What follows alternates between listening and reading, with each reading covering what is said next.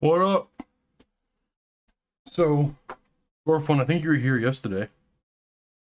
And I said I would come back and I would stream early today. But what nobody told me yesterday was my audio was, I'm not gonna swear, my audio was terrible. My mic went to utter crap. When I was editing that review I did, I'm like, I can't use this audio. So I immediately ordered a new mic. I've been painting all day. It just came in. I just hooked it up. I think everything's good. By all means, point out if there is a audio issue. Timur, how's it going, my dude? I also switched to OBS instead of Streamlabs.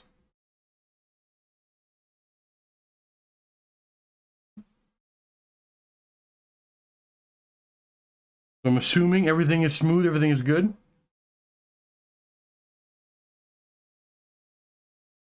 Well, I guess, but like when I was gonna go, I'm gonna when I finish painting for today, I'm gonna re-up. Oh, sorry, I'm gonna re-record the review. I can't upload something with that bad of audio. I honestly can't believe nobody pointed it out. Caveman.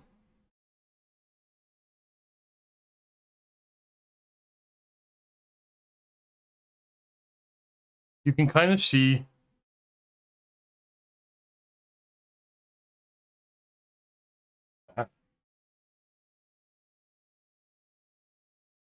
War Mastered, welcome in, my dude. Can you do? Hey, so everything should sound fine. I don't know this paint scheme. Who knows what paint scheme this is? Everything should sound fine. If there is a problem, by any means, point it out. And hey, War Mastered, you could do me a huge favor by making your name line up. Buy yourself War Mastered in Discord. Oh, yeah. We do that, but I'm on another channel. Well, that's where I'm known as, like, so they tricky. So I think gonna confuse some people whatever I do. one I have to turn this on. Okay, I think I can rename you. Can anybody hear War Mastered? He is in chat today. Hello, Candice. Kind of my own paint scheme. I'm not doing anything directly out of the box.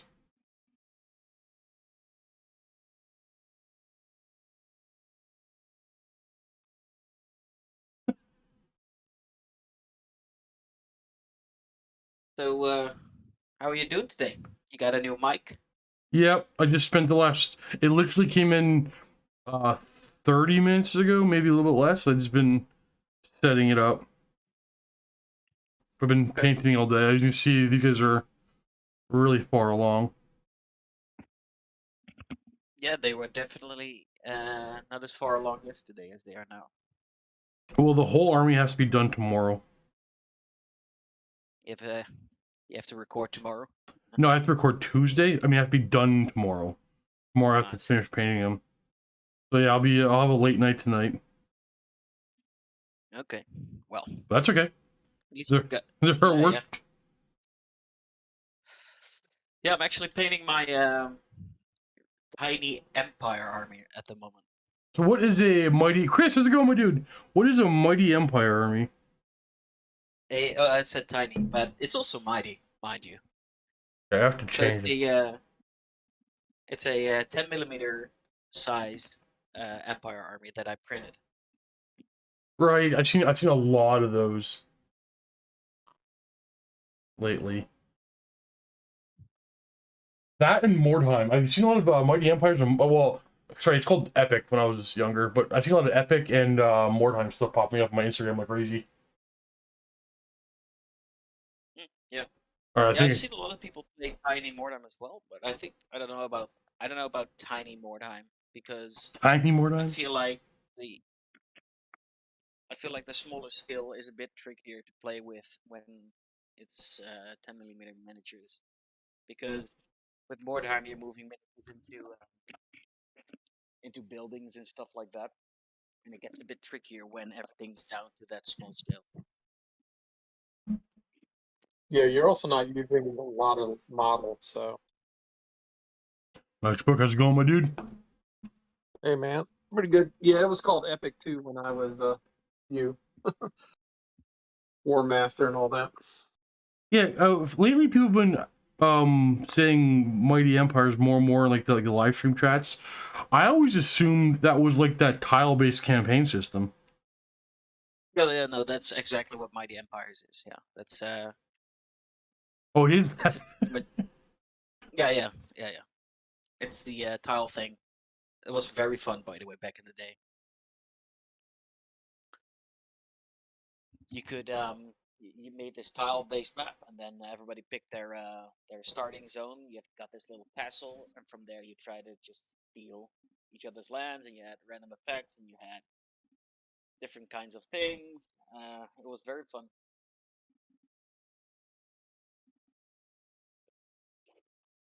It was definitely a fun way to expand on your normally more one-off games where you just fight a battle and that's that. Now you had stuff. You build the map and you conquer places and you had something to show for all your victories. Oh, War Master. When you're talking, I think you're looking around your room because your audio is like when you look away from your mic, audio gets worse. When you get into your mic, it's a lot better. We have War Master and Matchbook in chat right now. Stormbolter, feel free to join anybody. Yeah, hi everybody. Is this any better, by the way? Yeah, you sound great right there to me.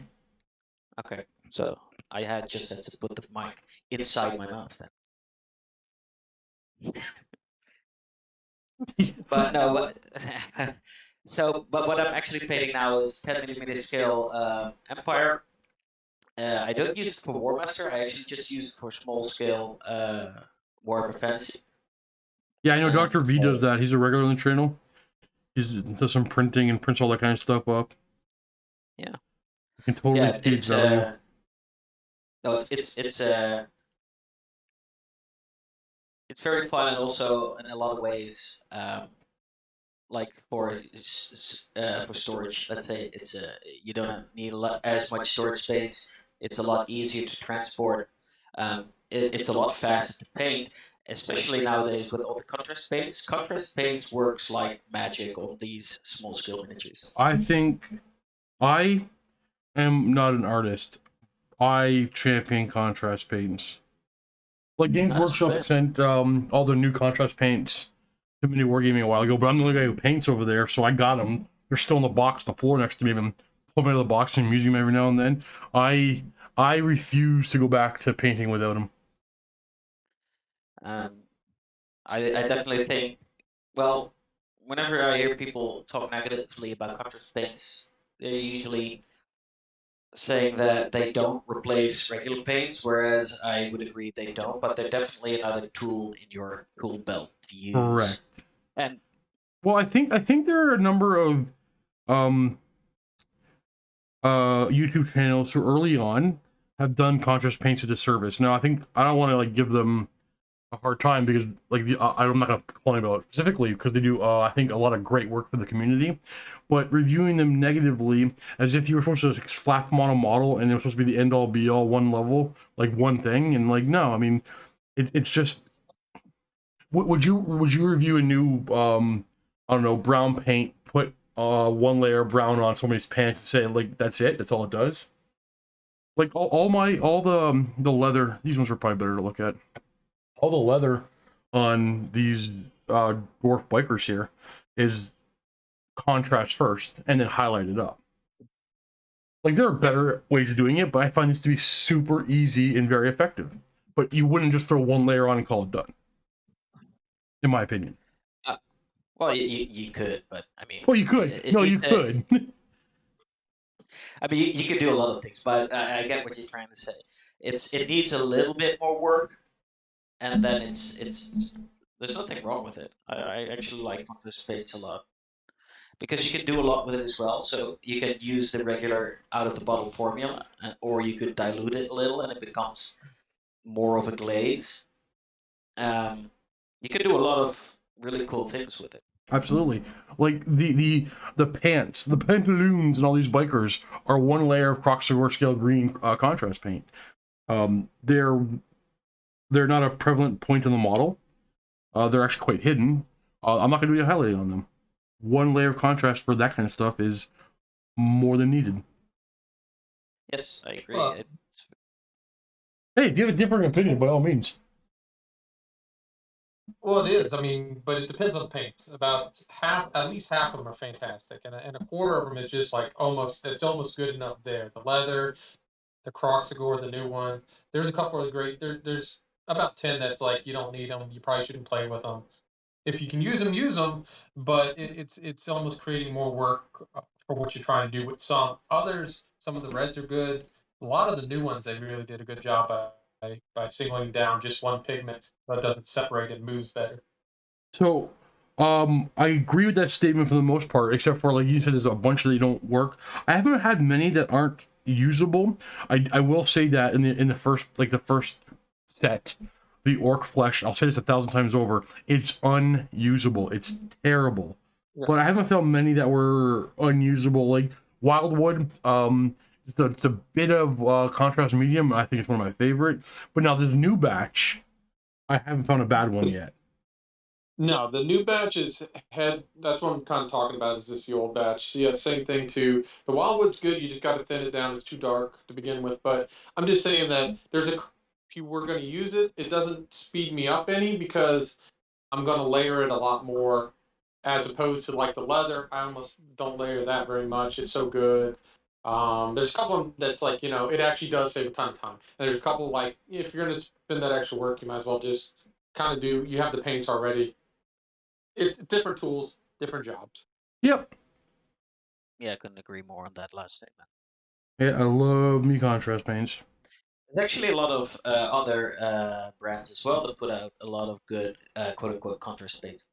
For instance, Instant Colors I find puts out a lot of good product for contrast paints. They don't call it contrast paints, but it's You it's know the what? same idea. Chris, by all means, Chris, feel free to join the chat as well. I'm gonna try to keep my eyes down and not look at text chat too much to try to get this painting done. But I will keep my eye up from time to time. But oh, I had a point. Oh, about the other types of contrast paints or whatever you want to call them, like the speed paint from Army Painter and all that kind of stuff.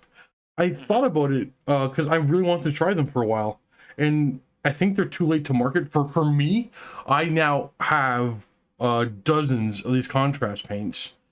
Why do I need to spend more money buying another yellow from another company? I'm probably never gonna try them. Is that a weird thing? I have a huge collection. What's the point of? If you already have a huge collection, then there's Yeah, that's it's a weird thing. I contrast came out first. I bought them all.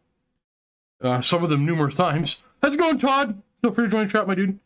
I bought them all. I have a huge I have. Let's see, 3, 6, 9, 12, 15, 30. How many contrast paints are there? I have over 60 of them. It looks like. Quick counting with my eyes over there, but no, I there's like, do I need to start another collection of contrast paints? The answer is no, or that type of paint, whatever you want to call it. Well, you're at the point too. It's like it's not. You don't have to rebuild, but when there's something that does something better and it comes out and saves time, that's the whole. See, here's okay, so that's actually part of the thought I've actually left out. So, if I like something and I'm gonna run out of it, it's because I like it. I'm gonna buy another one of those. If I don't like it, it's sitting there forever, and then I don't have to like try another version of it. If I want to try a different version of that orc flesh, which I don't like, well, I'm not gonna bother. I have 15 other greens. I have like 5 other greens of contrast type greens, right? So one of them does the job for me. Yeah, I mean the yellows right now too. I was like, my mind was blown when the new yellows came out for. I was like, oh my god, this is so much better. Well, on yesterday's paint stream, I painted 5 bases with contrast paint to see what I'm gonna base his army with, and then I figured out, hold on, I have a whole other box of the new stuff, and I just tried one of the new ones. This is Sigvald Burgundy, and that's what I went with, and I that's I love it. Sigvold Burgundy. I know it doesn't feel very very Sigvoldy to me. It just reminds me of Ron Burgundy. It's the color of a whale's, but Yeah. Yeah. Oh man. Yeah, but I mean, if you have like a jillion contrast paints already in your room, then yeah, you have no reason to buy any more. So but for me personally, it's just that from time to time, I just like to sample other brands just to see yep. um how they roll. I totally get it, and the desire for me was there. It just turned out that nope, too much money to spend. Steve, I know you got no time at all, but you really watch Angel from that Spanish painter, or even Ninjon or somebody. Just watch him use a couple colors, and that just turns me on. And I try just a color that they use in that thing just to try out something different. And it's only a few bucks, but So the thing is, okay, I know I'm very unique in the way I have to do things and the way I do things. Like I've seen some Ninja stuff, right? And yeah, these guys are very talented artists. I'm not an artist. I got to get it done to throw in a battle report. I don't this okay, and push back on this if you disagree. I don't think I have room left in my life for new painting techniques. Oh, I don't doubt it. well, it's not just new, but sometimes it just gets me excited to use a color or go like, hey, this looks good. And it's a constant evolution. That's something that I've had to work on, is that I don't know when I'm done painting something. It just never ends. It's like a life. I can't put it down. I just work on something else, and I come back to it and add something else onto it.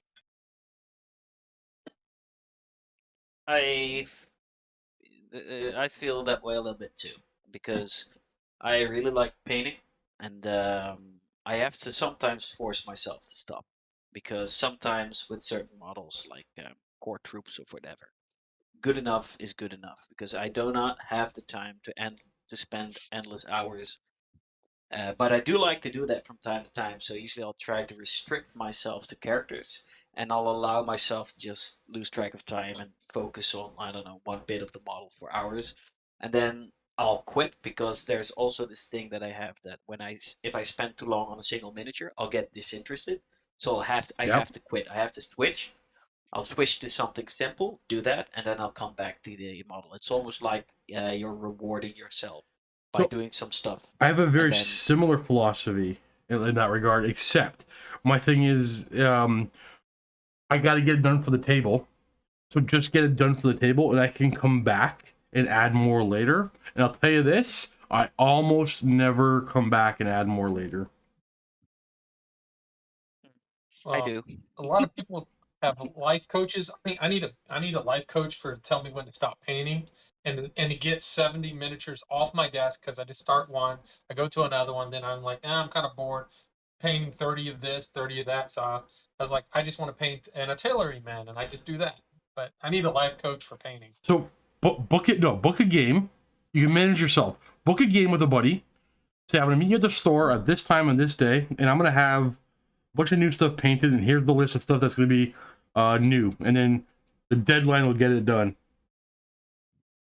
Yep, that works. Also, what works for me personally is I do not get to play with unpainted minis ever, Say, and and and that really works, because sometimes I really want to bring, and I've made that agreement with a buddy of mine. So it's also, we hold each other accountable kind of thing, and yeah, that kind of works really well for us as well. It's like, we know, oh, so you have this mini sitting on your table. It's, oh god, it's such a cool mini. I want to play it, but it's not painted.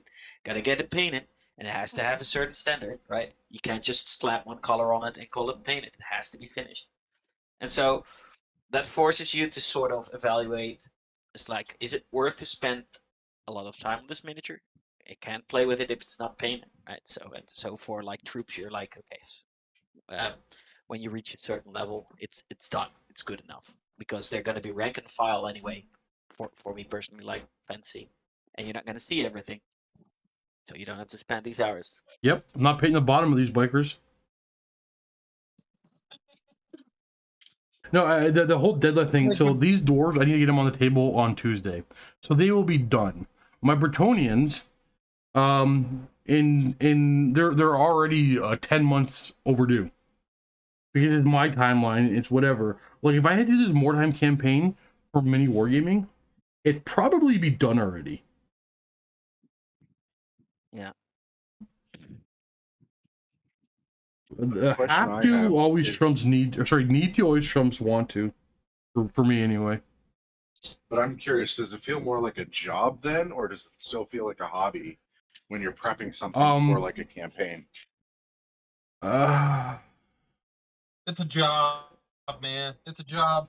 It's, I don't know. I don't think that's necessarily accurate. I mean, it is. It's 100% accurate. To be honest. Yeah, it is accurate. However, it doesn't. You still get enjoyment. Yes, right? Like, yes. If you still find satisfaction in it, then it's not really a job. Yeah, it's not that different for me. It's a job, but he's got to put forth the effort to get it done, and this puts him under the gun. So I mean, it worked. Well, no. So that's interesting, and I guess I'm unique in regard. I'm gonna get something done every day. Every day I get something done. I get a lot of things done. I get a lot of things painted every day. I don't paint faster because I have to get these done by Tuesday. They're just the only thing I touched this weekend. That's the only thing. So I'm gonna sit here at this desk and paint as much anyway. But it might have been a couple Bretonians, 3 Mordheim models. I would have printed some terrain. Like I'm always getting some done. I'm always doing something for the hobby. But this weekend is gotta get dwarfs done. So it was only painting dwarfs weekend. I thought you were painting Leagues of Votann. So like Space Force? Same thing. This is like a bodybuilder working out. This is Steve's workout here. He's grueling through it. He's putting in another set of 10. Yeah. Always be hobbying. It's right. You know what? Like, we make jokes. Oh, another dwarf to paint, but God, I used to work for a living. I'm never going back. Like, I'm never complaining about having to paint some doors. See, what I don't understand is you sit down so much paint, man, my back just kills me. I sit for an hour painting and I'm like, I got to get up and move. The desk right here, this side of me is a standing desk. When I get tight, I just raise it up and stand and paint. Do you find that harder to do than sitting and painting? Not at all. Like for folding and whatnot? There was a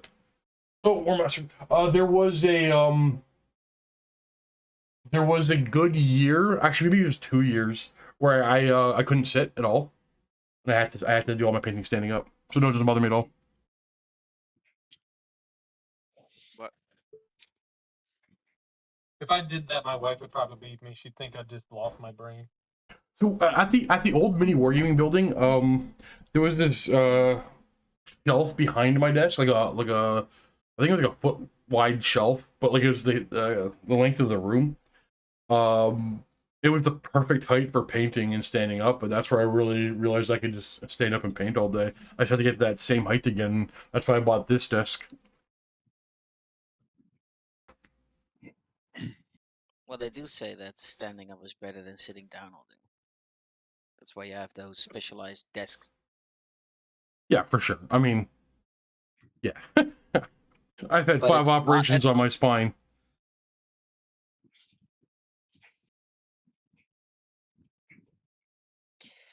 So, I was gonna ask. I was wondering today. What are you guys' thoughts on how the old world is going to look gameplay wise? I There will be suspect dice and tape measures. that's the only thing I'm sure of anymore. Yep. I suspect what they were gonna do is already changed. So here's a question to piggyback onto that. So this stuff comes out so far ahead. Do they even really know what it will look like, or you feel that they gauge interest and then they put more effort into it? Like it's not really Like it's a dream or a thought to gauge it, and then they start laying the foundation as the years travel on, as they see people might be interested in it heavy. So I was actually thinking about this exact thing very recently, and what was guiding my thought process currently is a few years ago we had an announcement that a bunch of specialist games were coming back, right?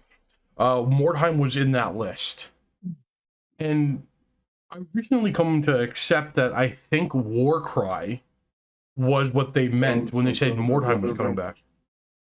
I knew you were gonna say that. Yeah, no, this is what I believe. I think like any of us, we got plans, and then by 2 years later, when things start to roll, where you can start putting on a product, things have changed so much, right? So whatever the plan was for the old world and to whatever it will be, it probably won't be the same thing, but we won't know, right? I mean, it's gonna be okay.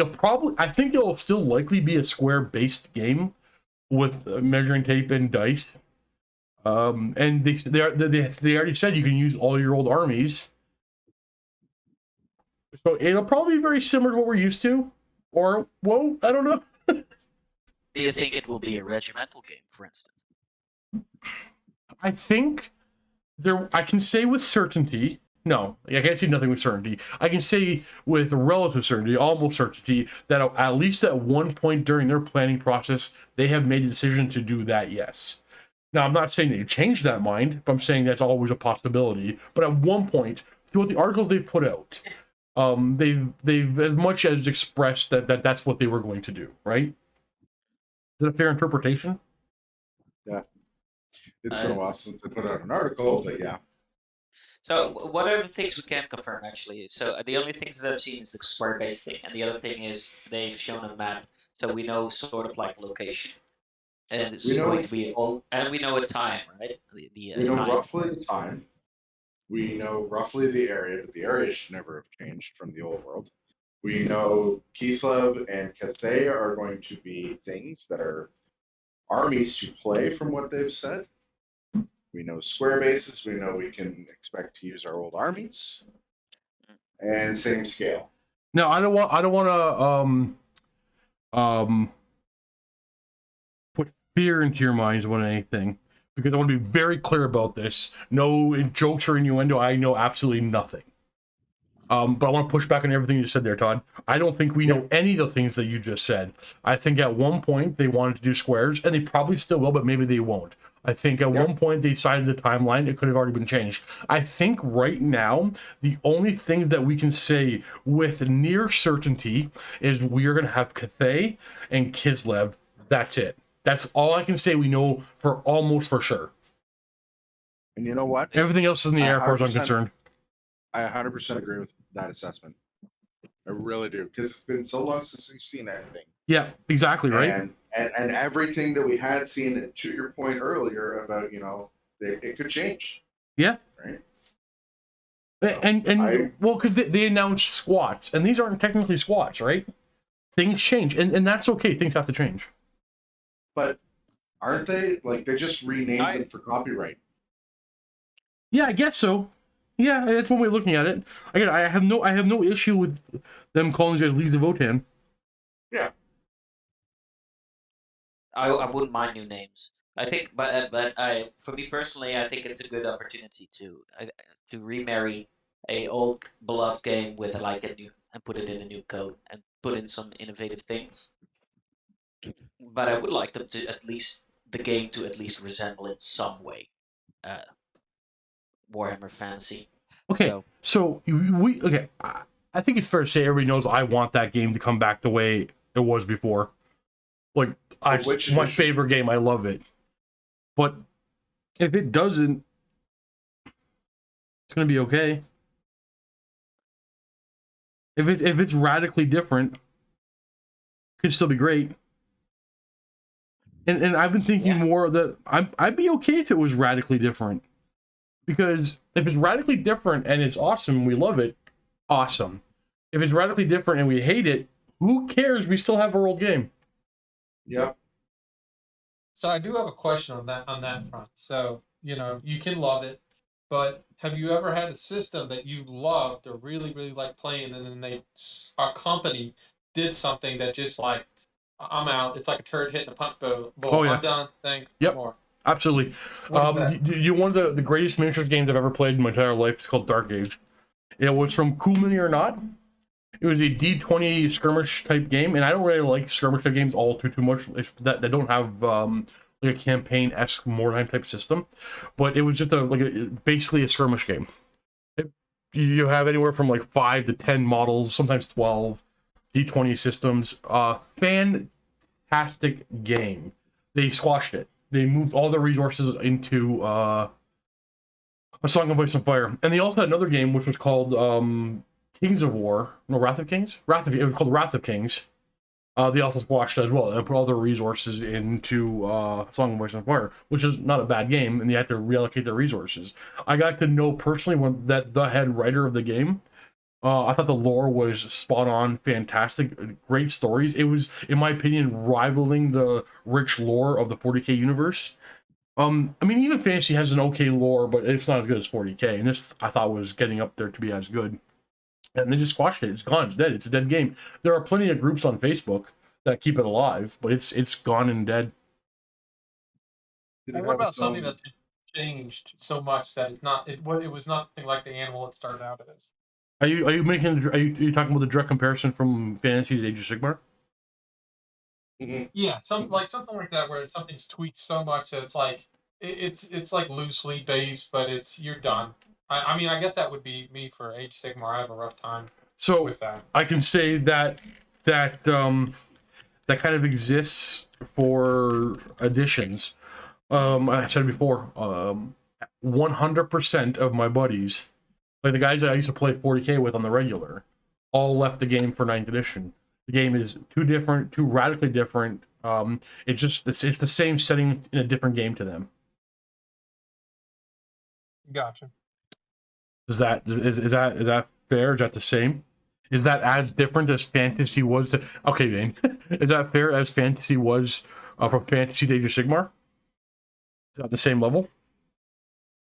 I would think so. I mean, there are so many pages in there. Yeah. I mean, it still gets a feel, but when the rules are different, it does move pretty well. Yes, I just more recently been thinking that. Oh, by the way, can I ask an audio question? When my head's down, I haven't tested this. Does this still sound the same? Yes. Okay. Yes. What point was I about to make? Which I was thinking that it was so genius, and then I lost it because I'm not that bright. Oh, I suspect if they just called Age of Sigmar version 1, if they just called Age of Sigmar Warhammer Fantasy 9th edition, there would be some of the same hate. A lot of it. It wouldn't have been as much and wouldn't have prevailed as long. But there's also things that do go well. Like I would say Horse Heresy is like kind of like doing that, but I think it does it pretty well though. Can you elaborate on that? I Like, mean, what just do you like, mean Horse it kinda Heresy's doing it? compared to like I have my own issues with 40K, like personally. Like there's some things I like, some things I don't. With Horus Heresy, kind of takes it in a whole different spin, almost like I wouldn't say cartoony, but there's like those kind of battles, and you got the prime marks, and it's kind of swinging the game almost to like like a theme list almost in some ways, and that appeals to me more than 40K in some regards. Okay, But so I think they did that well, and they like the Mark III armor and stuff like that. Just the kind of old school, the dreadnoughts. I mean, the look and feel. It's kind of they embrace it, I guess. I think you and I have a different definition of theme list because I don't know how that applies to Heresy. Well, I guess the Rights of Well, War. I mean, like you can bring some fun, like some fun, interesting things. Like they may like you can't take some Primarchs, but if you do, So my biggest criticism of 40K 9th edition is I think if I understand you correctly is what you just said. 40K currently strongly suggests how to build your lists, whereas Heresy you do whatever the heck you want. That's what I kind of mean, but that's 40K becomes you got to do it this way, or it's like sometimes it's not fun depending on your opponent. Horus Heresy, it just feels like you've got more breadth and room, and I kind of like that, and I like that in fantasy too. I think that's one of the big things that appeals to me in fantasy, is that whole, do what you want to do and see how it goes. But you can do that regardless of what the game tells you to do, right? You don't need a game to tell you. You could do things, differently from what the game is saying, right? Yes, sir. You are 100% correct. We had a this discussion yesterday, and Drewski, and there, Mark Mario, Steve, super chat guy. Sorry, Steve. I will be your first opponent against this army next week. Also, I brought $60 worth of whoopie pies for us to share. All right, Mark, you and I. For every dwarf you kill, no wait, I want whoopie pies. For every unit you try to kill and fail to kill, I get a whoopie pie. We're gonna have a great game. We're gonna have a great time. Steve, aren't you diabetic? I got insulin. I'll bring it in. I was going to say, won't you become diabetic after this? One whoopie pie, one shot of insulin. No, one whoopie pie. No, okay. So we were talking about this exact thing yesterday about you're right. 40K 9th edition tells you, it guides you how to make your list. It guides you how to, tells you how they want you to play the game. Now, we don't have to do that. You are 100% correct. But the internet is small. The culture of the game is very competitive, very tournament-esque. You can't, no matter what, you can't avoid it. Maybe you play with the same 3 guys in the basement, you can probably avoid it, but I can't, I don't know if your stores are different. Every time I walk by somebody in the store and they're talking about 40K, they're talking about the most efficient way, the best thing. Like, it's always about a competitive mindset. Now, those same conversations are not happening inside of Heresy, but they are happening in Sigmar and 40K. Yep. Now that is, whether we like it or not, going to taint the rest of us. It doesn't have to. Most of us. Yeah. If I can add on what I've observed, I think the reason you see people just having more fun with their lists in Heresy is you can get away with something in there that is much harder to pull off in 40K, in that you can have most any squad hide behind a 2-up save. Because you got that one model that you upgraded, he's got a 2-up save for whatever reason. And you always have that chance of, if that squad's about to get wiped off the table, you just roll 1 die at a time until he's dead, and now you've only lost half the squad. So I have a different opinion. Naturally. Right? It wouldn't be me if I didn't. I suspect what it actually is you say we can get away with playing more goofy or whatever lists in Heresy than we can in 40K. I don't think that's, well, hold on. I think that's the case because every time you turn a corner, you don't hear 3 people telling you that is 2.7% less efficient than they did it this way. I think if you saw Horus Heresy regularly played at tournaments over the next few years, I don't think it'll happen. You're going to start to see the Reddit, the internet, the store conversation moving that way. And then all of a sudden, yeah, you're not having Artificer armor. I won't save the points, whatever. No, you would always have it no matter what, because in the back of your mind, a gamer's going to get tainted by that conversation, by like, this is 7.3% more effective. I think you would see, to your point, Steve, I think you would see people saying things like, Artificer armor is more efficient, but on these types of units, you would actually start to see them piecemeal that apart. Even more so. Well, okay, so you know what my big issue is? You know the new heavy weapon kits came out for Heresy, right? Finally. And I want to get a latch cannon squad for my Dark Angels. So I bought the latch cannon box. Well, in truth, I bought both boxes. But I bought the latch cannon box. But inside that latch cannon box, there's 10 Volkite Culverins. Yep. And they look cool, don't they? And they're not part of my lore, my theme, my fluff. But I mean, I already had to buy them. I have them. Why would I not make a 10-man Volkite Covering squad? And then, like, why would I not put a Tech Marine in there? And why would I not, on turn 1, shoot 50 strength 6 shots at 45-inch range that ignore night fighting, that ignore shrouding, that they're wounding on 2s with the Flaggerate? Like, this is what ruined the first edition for me. and now the bits are more easily accessible. I'm nervous, guys. I'm nervous. It's gonna happen. See, you can just fall back on the fact that you're a trader and you'll be fine. You'll eventually be able to. Hey man, I don't need friends or wins and wins and wins, so I'm gonna paint the squad. I guess it's true. If you're not cheating, you're not playing, right? Yeah. No, but like, okay, so you guys heard me talk about the two Iron Warrior squads. I think are just crazy bananas overpowered. Beyond the Dominators, it's the Iron Havocs with Las Cannons and Tech Marine. What am I missing? Oh, why are you getting kicked out? There, you're back in. Yeah. Why would I not take the 10 Las Cannon Iron Havocs with Tech Marine, so that they're and then the Warlord trait that allows them to have 2 shots apiece, but it gets hot. But the real ones, it's not that big a deal. So 2 Las Cannon shots apiece, hitting on 2s, precision strike 6+, like twice as efficient as they should be.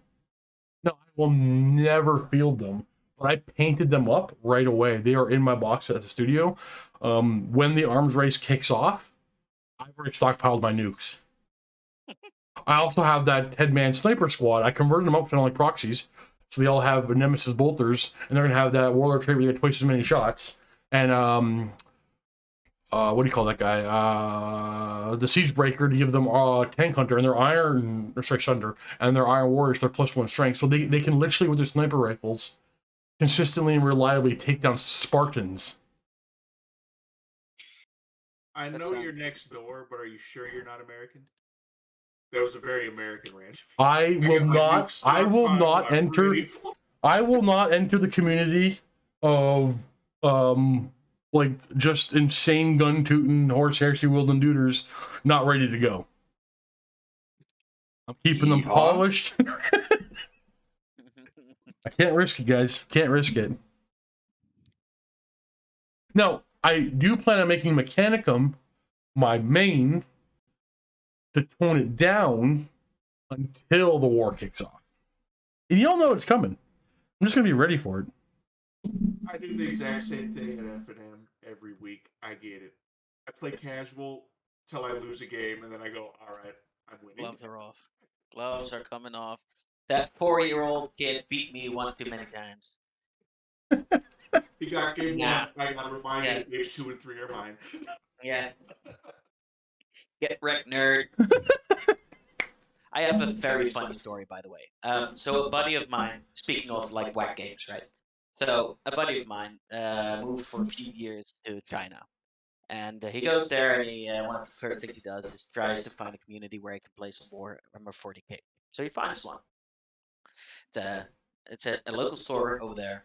And so he goes there, he plays, makes friends. And but there is this one kid, and he's a bit off. And when my buddy got into the store, and the store owner even sort of gave him like a what would you say, like a fair warning? So just so you know, there's this one guy in the 40k group that is a little weird, a little off. That's just how he is. But just so you know, that you don't get surprised. He does some weird shit. It turns out that kid is like a son of a very wealthy family, and he pretty much gets anything he wants. And so he plays Tyranids, and he has like 60,000 points of Tyranids laying around, but he only plays like the most cheesiest of shit. And he invites people into the store to play them, and then they're just randoms or small little kids or whatever. And he brings like the cheesiest 5 Herodons tile lists that are just not fun. Those kinds of lists will just blow you away in 1 or 2 turns. And then he also does it whilst wearing a custom-made cosplay suit of a of a gene stealer cult's cult leader, and he sent me the Redemption picture. achieved right there. That's all. Yeah. And I'm so not gonna the lie, I dude- kind of like this kid. Carry on. he so my buddy tells me this story, right, and it's already funny, and then he's like, wait, I've got a picture of the dude and in the suit. I'm looking for it right now, and then I'm gonna post it in. And I looked at it, and it's like, yeah, that dude is 100% a whack. But I've heard stories of him just pooping somewhere in a corner in the store, or What? vomiting somewhere in a corner in the store, and then just walking away, not telling anyone. So I'm not gonna. I You're would so love to have that like kind of him, Steve. confidence. I would love to have Yes. that kind of confidence. and they just tolerate him, Or or probably drops a ton of money in this. I was gonna say they tolerate his cash, not him. yeah, that's true. That really helped the P&L pretty well. This corner is the poop in $250. You want to try it? Yeah, you gotta pay. Man. But yeah, they tolerate his money. That's I'm sure every store has that guy or somebody weird. Steve, not that guy. Okay. Here's the Not thing, I'm worried, this buddy. guy. Hold on. If you can't name the one in your store that's kind of that guy, maybe you're that guy. Maybe that could be very true. Maybe I am. I don't. I can tell you for one thing. I don't have my own cosplay suit. Sadly, I would I'll love say to. this. I used to work at my local LGS for 3 years.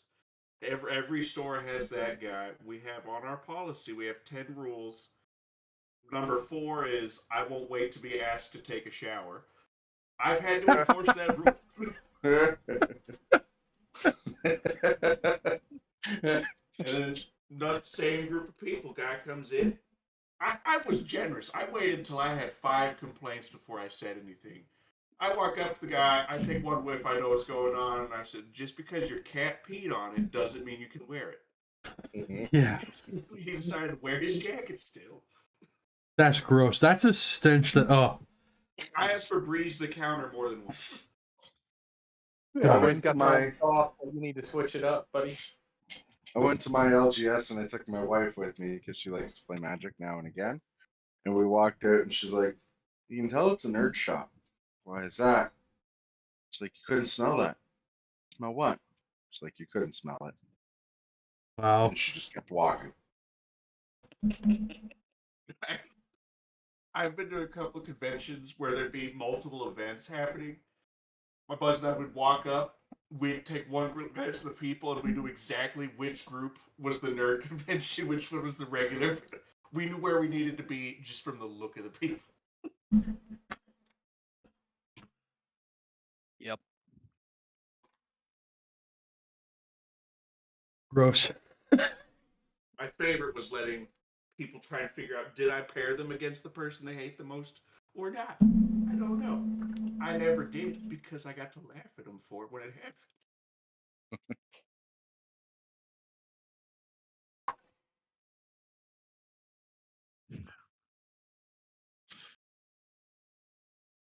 How's everybody's local store doing right now?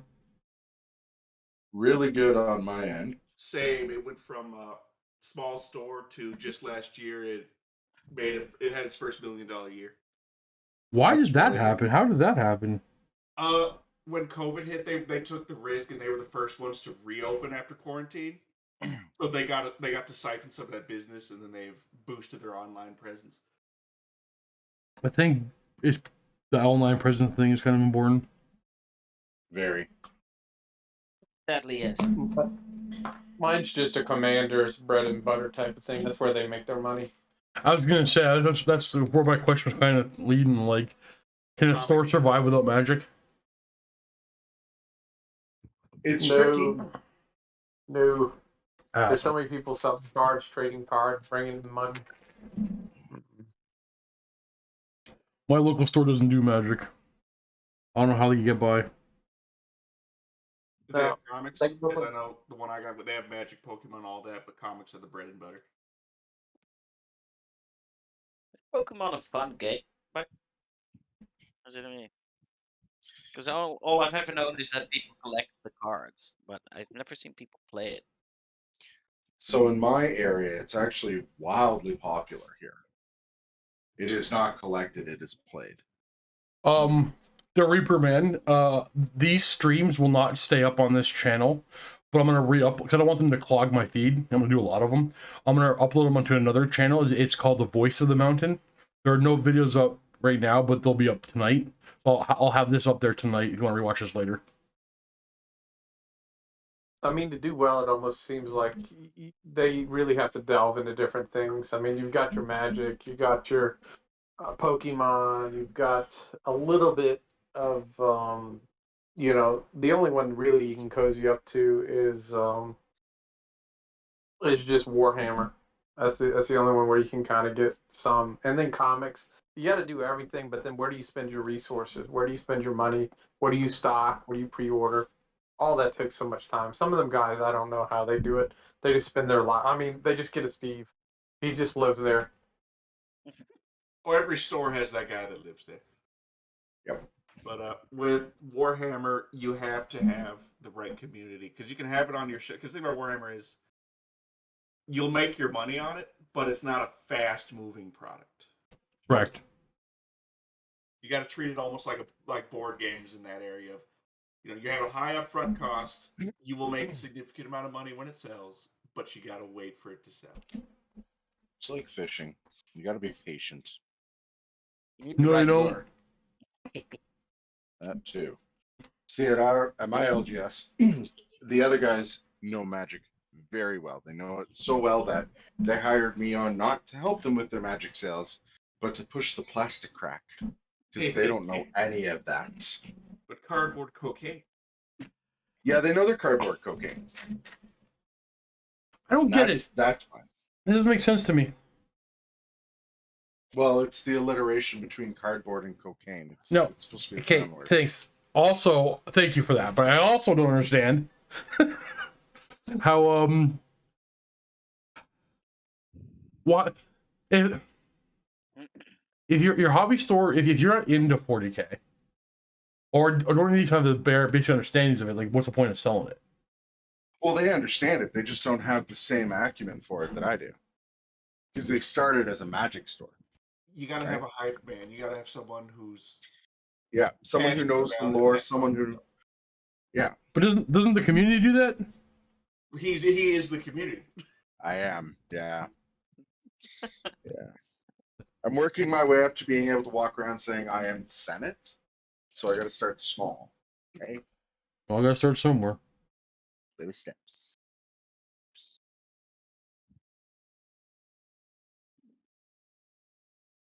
No, rebuilding communities is tough. It's why I've had to rebuild, like at my LGS, I had to rebuild the Magic community a couple times. There was a reason I kept about 3 decks on me at any given time. It's so you can get that new guy in.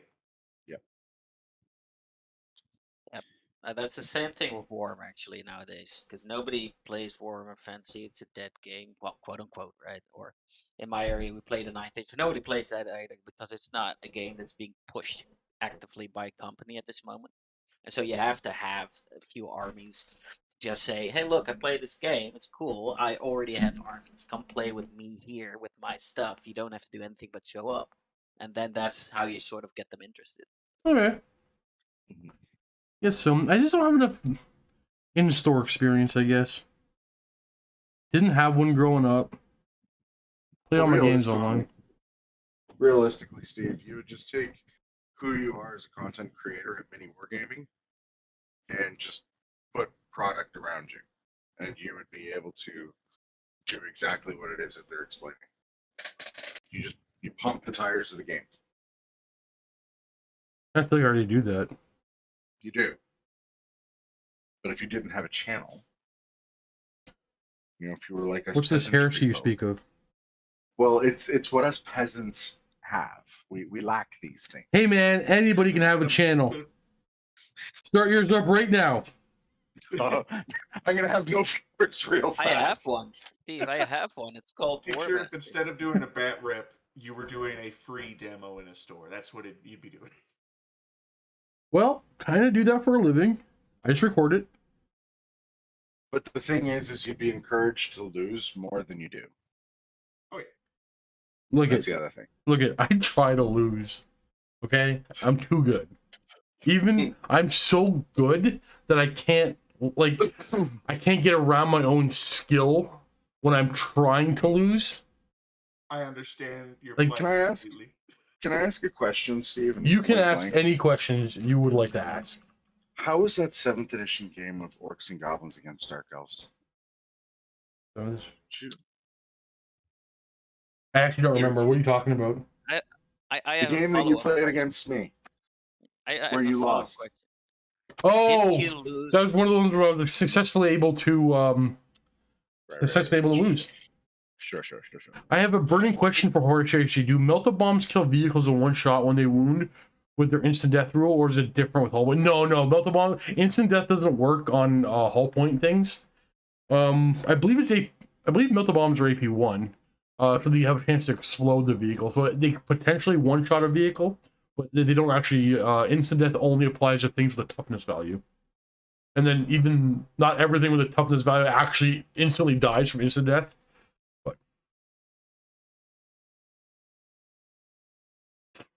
Didn't you also, by the way, lose that last game to Jackson?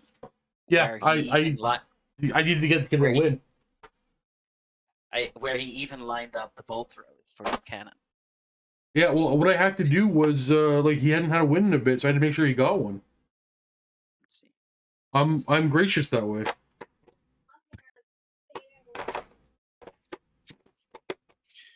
Sorry, my allergies are getting knacked up. I'm really allergic to bullshit. Oh no, I lost the paint. On a miniatures level, can't relate, but on a Magic the Gathering, I get that.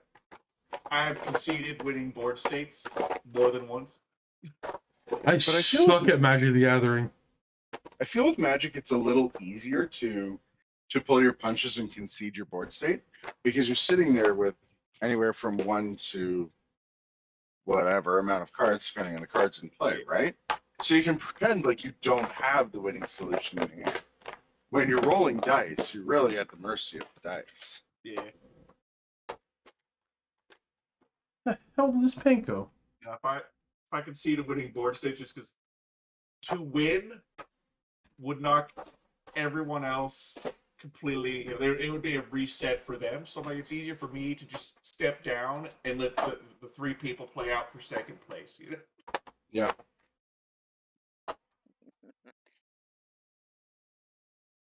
I'm one of those toxic players. I don't believe in spot removal in Commander. I'd rather spend 4 mana and kill everything. How far ahead would I have to schedule to go up for Game War? For Mini Wargaming or my channel? Most people ask that question for Mini Wargaming. I found it! Wait, are you taking guests again? Yeah. Wait, with me or Mini Wargaming? With you? No. Okay. You ruined his experience. He's not letting you back. It sounds Well, like no, it's not that. For my channel. Okay, so from it's okay. You're busy. Let me explain. Okay, there's not going to be a battle report. There's not going to be a Heresy battle report going up tomorrow. I'm going to stream again when I wake up in the morning, because I didn't get a chance to film one last week. But I can't book them either. So my time is already hyper regimented to that. I'm filming my battle reports only on Friday nights now, and there's a handful of people at the store that just rotate in. But no, for Flammable Hero, if you're coming down to Mini Wargaming or something like that, or anybody, even Hobby Cathartic or Todd, you let me know, and I try to clear other times around for that. So I can try to keep myself free in the evenings, because Thursdays, there's nothing I can do. I'm streaming on Thursdays. Mondays, I'm streaming on Mondays. Tuesday nights, I have to record my army introductions for Mondays and Thursdays. So I don't have time. So after I get off work at 5:30, I spend a couple hours doing that, and I don't really have time to film a battle report and get a decent night's sleep. And then Friday's the night where I stay up late at the studio. I get to the studio at 7 in the morning. I stay there till 11 or 12 at night. and record as much as I can. Sometimes 2 after work, and then Saturday, Sunday, and Monday during the day I paint. Like those are my paint times. So if I were to go into mini wargaming on a Friday, you would be unavailable, is what you're saying. No, I would be available on a Friday.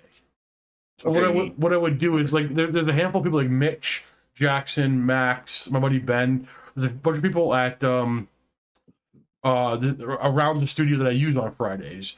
But like I would tell everybody, if you want to come and game with me for this channel, try to get them in morning on a Friday because they can just like sit out a week. They're there all the time. Yeah. Okay. Off-topic question. Yeah. Your middle paint handle. Did you carve a smiley face into that? Yeah. Okay. Wait, which one is it? This guy's. Yeah, I got whatever. Sometimes you're sitting. That one. You Whatever. want that. Don't judge me. Sometimes you're sitting at your desk and you just your knife in your hand. Yeah. So if you really want to game with just my channel, I'm currently able to book Friday evenings. So if anybody wants to come in for a game with me on a Friday evening, I can make it work.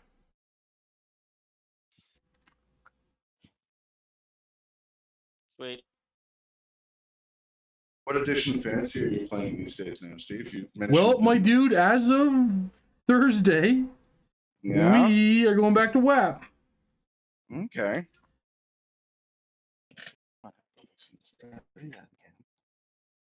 I have been inundated all of September with WAP. Now,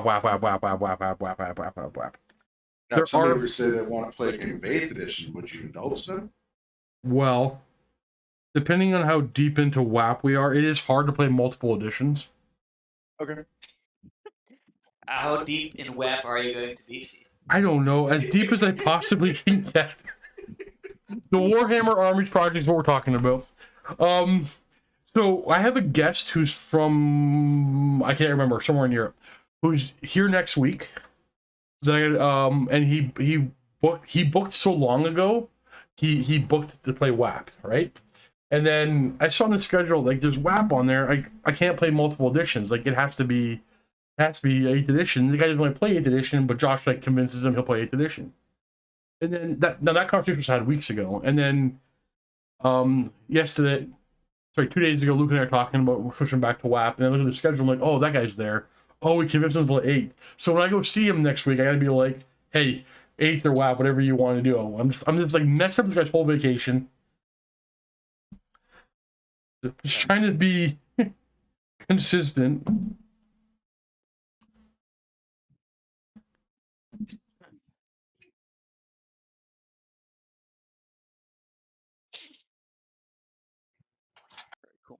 Clearly, that guy in another life just didn't respect your army, and you're still holding a grudge about it. Must have lost to him, like not intentionally once. Oh no, that could never happen. You're too good for Okay, Vince, I got nervous for a Sure. second. you are not helping. I've never played against a person. Actually, no. So okay, here Yeah, I've never played against a person as as skilled as me. Steve. I know I'm so good. Lucky. Skilled.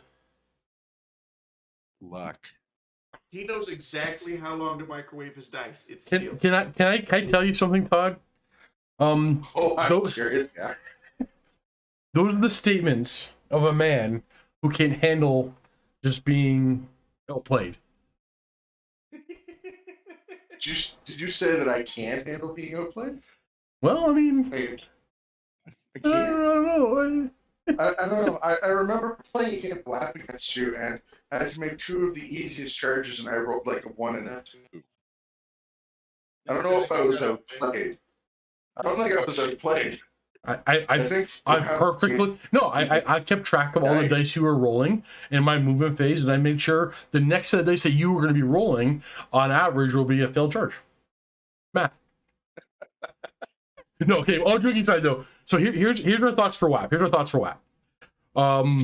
There are, like, in every edition, there are good and bad books, weak and strong books.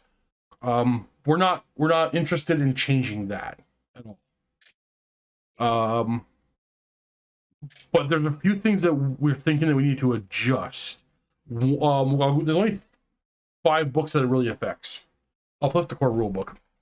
So, I want to ask Matthias a question before I implement this one. But currently in WAP, being inside a forest does not break steadfast. I don't know if that is intentional or an oversight. I think it's an oversight. Any thoughts on that one? Does being in a forest break rank bonus? I believe so. I can't remember specifically, but it certainly does not break steadfast. Is steadfast still reliant on having more ranks than your opponent? I believe so. I haven't played WAP in a while. I mean, what was the deal in 8th? Did it break It, steadfast? it did break steadfast in 8th. Okay, so Forest will break rank bonus. In WAP? Page 117. Yeah, page Okay. 117 of the main rulebook, Force in close combat. And where does it say about steadfast? Because that's all it says for close combat. You have to look up actual, just look up steadfast. Okay.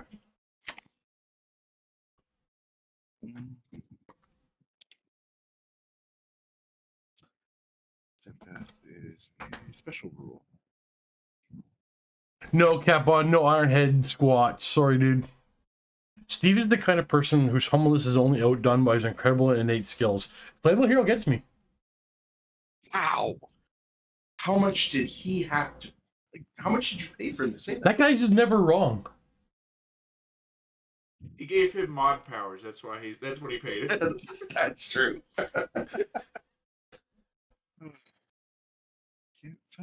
Playable Hero, don't let these guys talk to you about that way, or talk. Never mind, I'm out. All right, now we can convince Flammable Hero that he's been misled. Okay.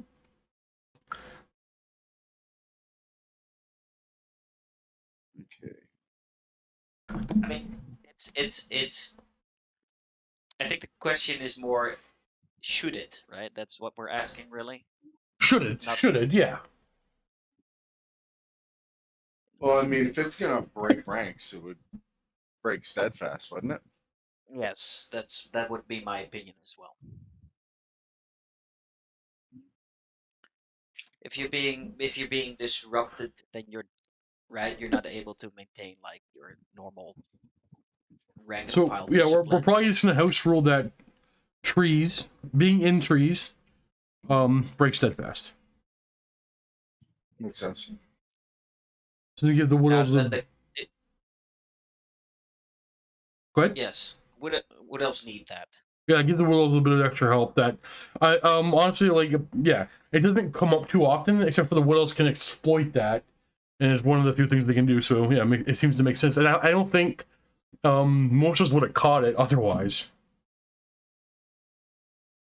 So that's the core rule one. I think that's the only. There might be one more core rule thing we discussed. I can't remember off the top of my head. Either way, it can't be too big. Give it two-handed. Yeah. Okay, now it's the books. There are a few books. We'll start off with the Empire book because I'll be playing the Empire, so I have my Empire army now. I'm the one who's been I'm the one who's been pushing for this change. So I'm not going to nerf. I would never implement this on Cullen, but now that I'm the primary Empire player, I'm going to make a nerf to that book.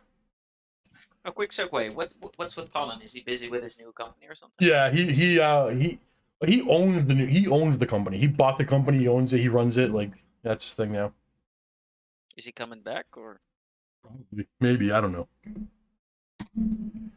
Okay. I would. I'm not going to speak for him, but I'm going to assume yes, eventually.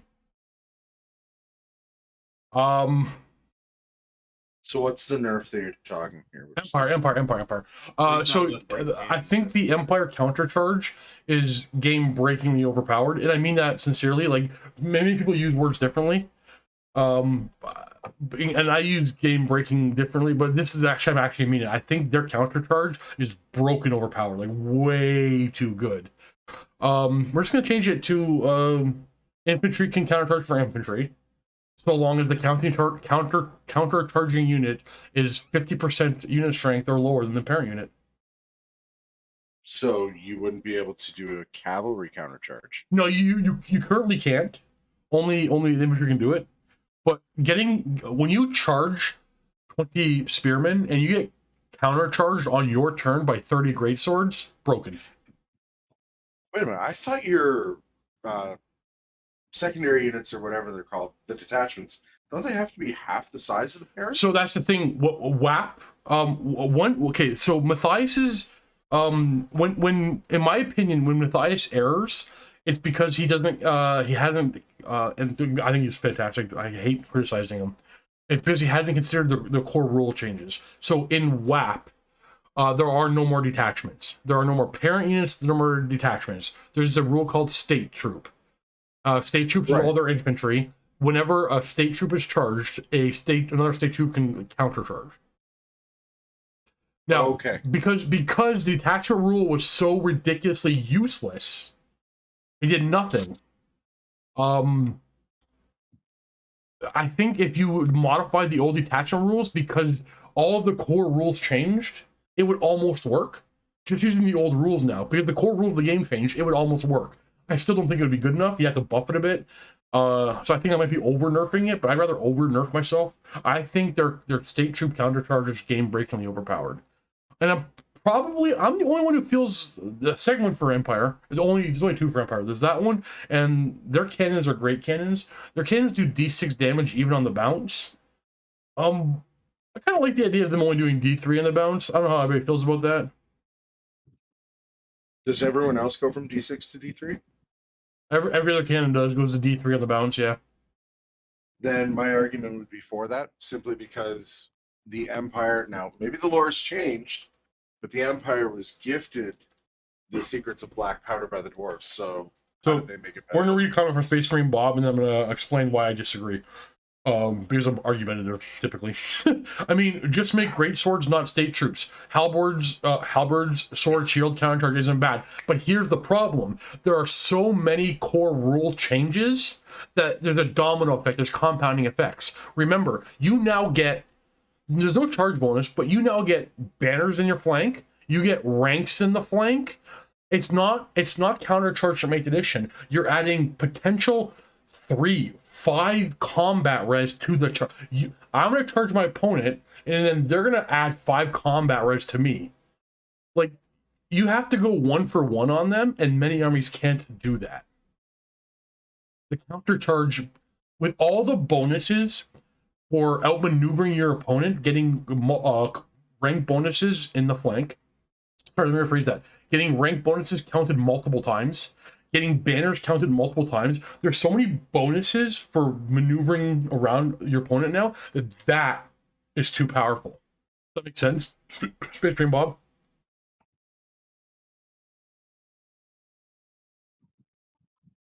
Like, if it was just 8th edition, and if it was just 8th edition, having 20 halberdiers charging in after you charge, it's not that big a deal. Because a horde, yeah, you may have broken the rank. They're not going to be my charging unit won't be steadfast. You're going to break my ranks when I charge, but I'm going to do so many attacks as I'm charging that it's probably not going to make a difference. Like, combat res wasn't that big of a deal in 8th edition. That's why the detachment rules didn't work in 8th edition. Now combat in WAP, combat is not about killing. It's about combat res. Typically, you're not dumbing out units. They're actually breaking nowadays. That's why adding all these things together makes that too powerful. Makes sense to everybody but undead players. They just bring their people back. That's a whole conversation we're gonna get to. I think Luke is gonna be at a soft ban from vampire counts and tomb kings. We'll get to it. We'll get to it. I want to resolve this one. I want to get opinions before I move on. Because like I hate House Rules with a passion. because my opinions are obviously tainted, right? Like, Yeah, but you can have an opinion. for sure. I'm trying to take my position as a content producer responsibly. Yep. I'm trying. You watch Spider-Man, so that's good. You know, you understand with great power comes great responsibility. With tiny YouTube channel comes with great responsibility.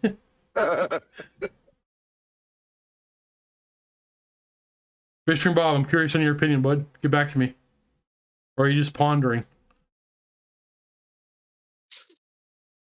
Well, okay, you guys in chat, what do you guys think? What do you guys think about the countercharge for the Empire? Do you think going to a similar version it used to be is good enough considering the core changes to the game?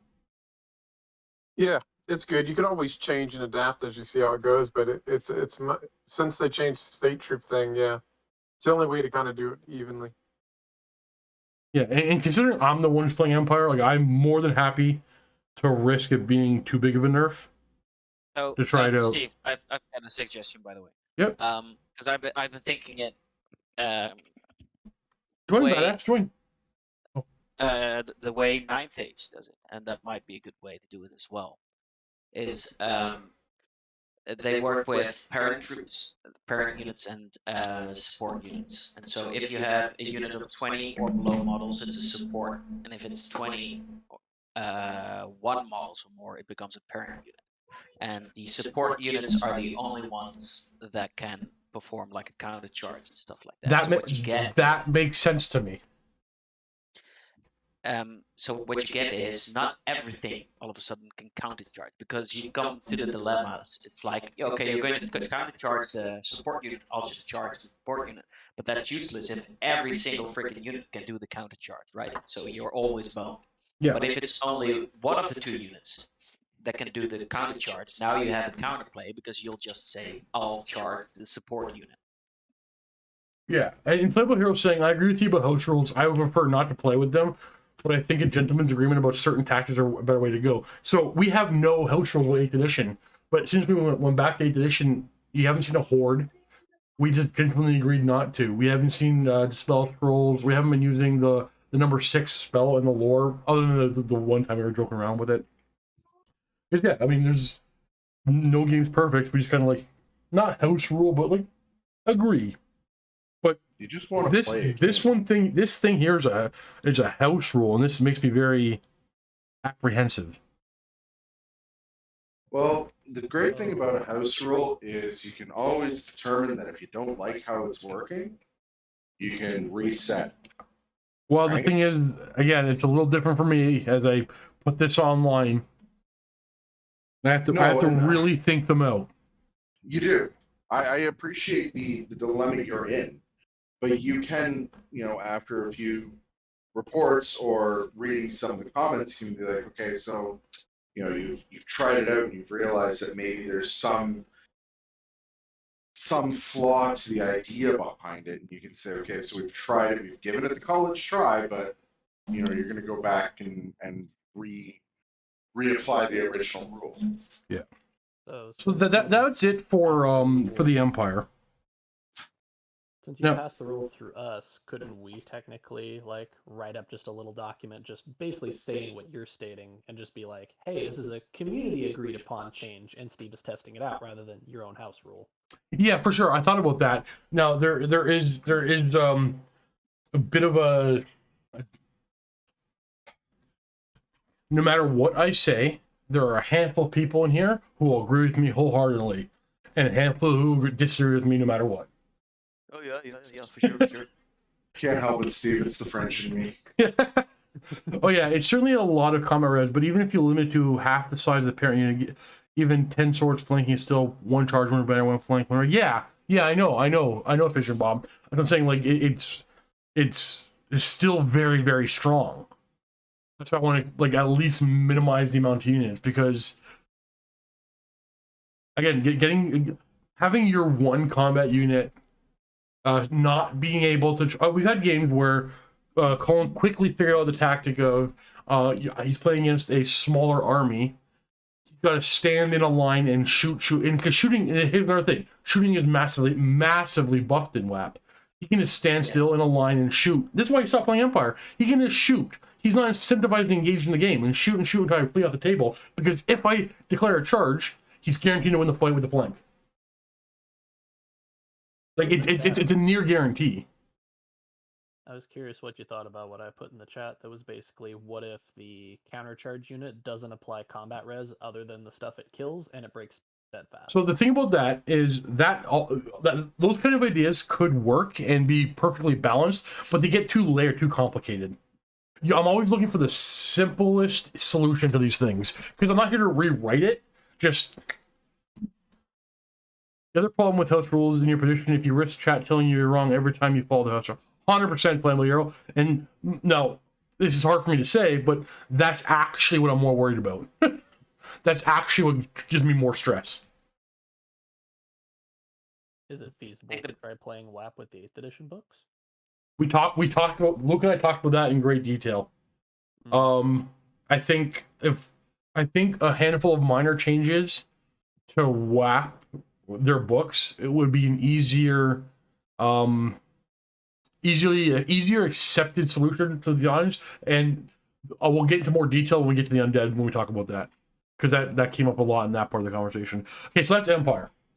For demons, there's only one thing. Demons are very strong, a little undercosted, but whatever. Some books are better than others.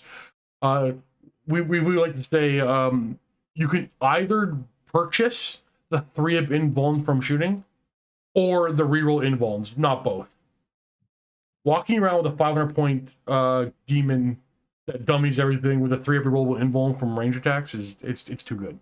It's one of the other. Bananas, it's stress inducing. Yeah, it's not fun. Nope. I don't know what you guys are talking about.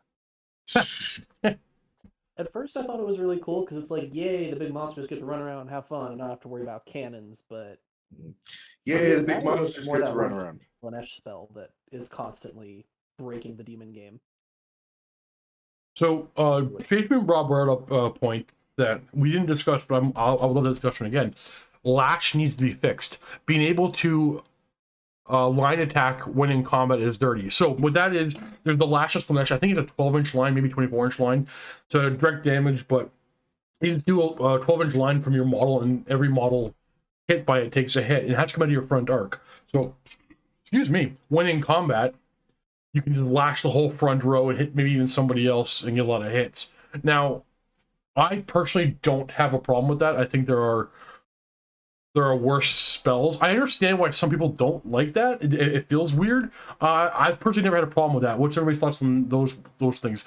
Like, currently, that's not something I think needs to be errated or fixed. However, if it did get errated where you could not do that, I wouldn't have a problem with that either. I think it's fine. I'm curious what you think about the Slanesh spell that gives a unit stupidity. That one I felt more was the power spell. No, their most powerful spell is their when they give them random movement. Is that what you mean? Not the stupidity?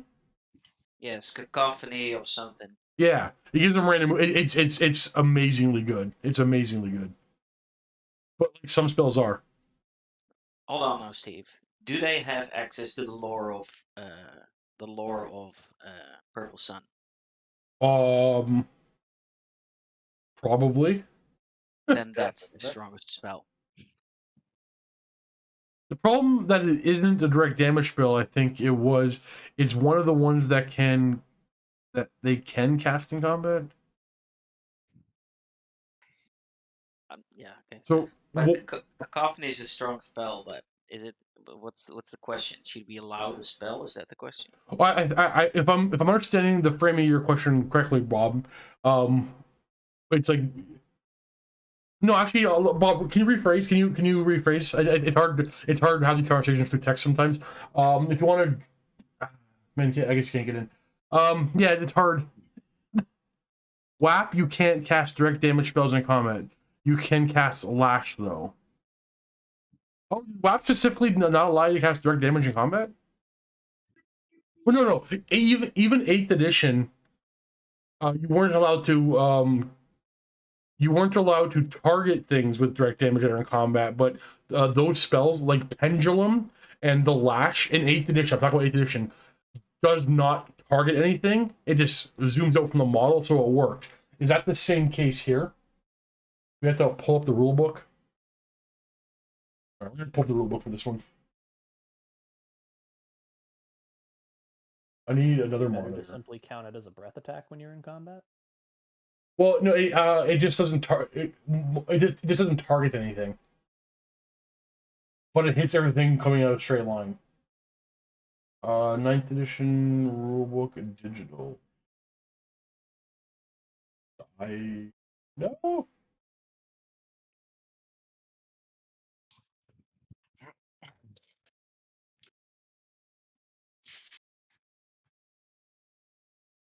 Okay, let's take a look at the wording on this. Because it's frustrating that we're even having the discussion about all this, that I'm trying to like go back in this edition, because Matthias's core rules are so amazingly well done. I freaking love his core rules. Direct damage. Why is there not? There we go. The spell must target an enemy unit. The target must lie in the front arc. Does not line of sight. If they're not target spells, blah blah blah. Sometimes a direct damage spell will use a template to determine which models are hit. When this happens, the template cannot be placed in such a way that it touches friendly units. Oh, okay, so he added that. That's not part of 8. Okay, so the lash.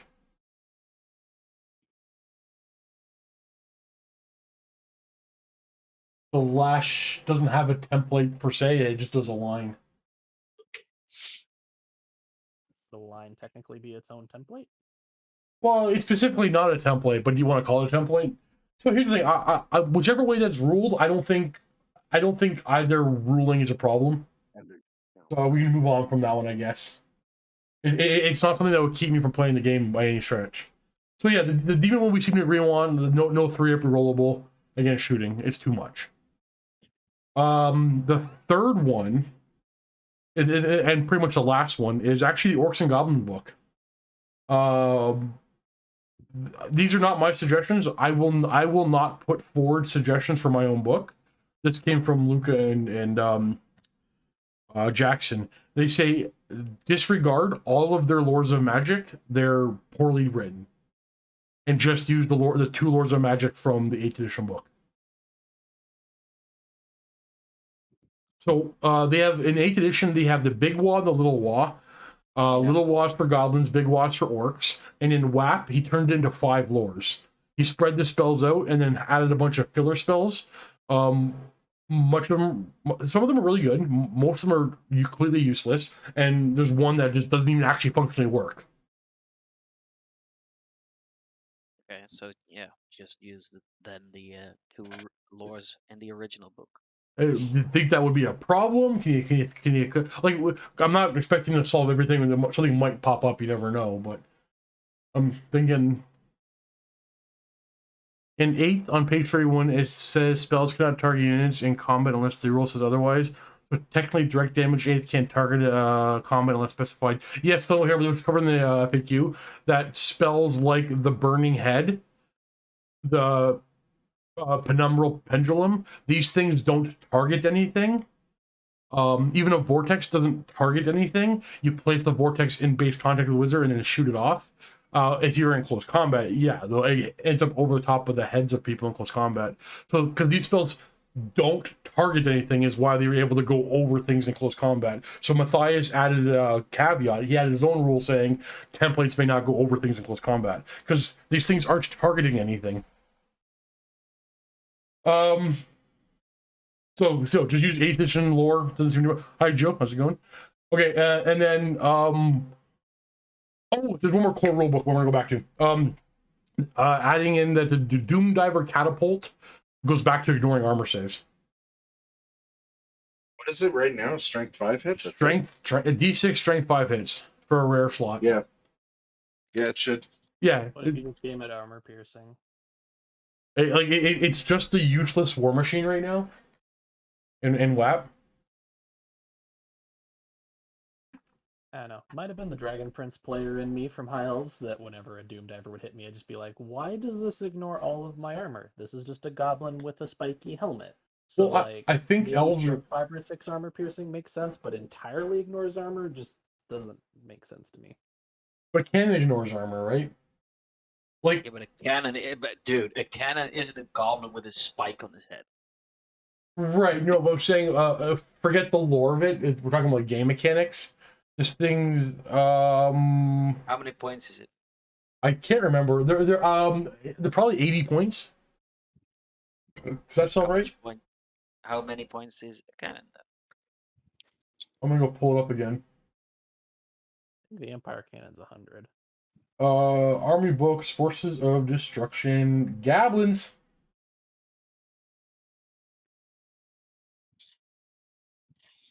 As it stands right now, there's just no point in spending any points on it. And on average, it kills 2 models.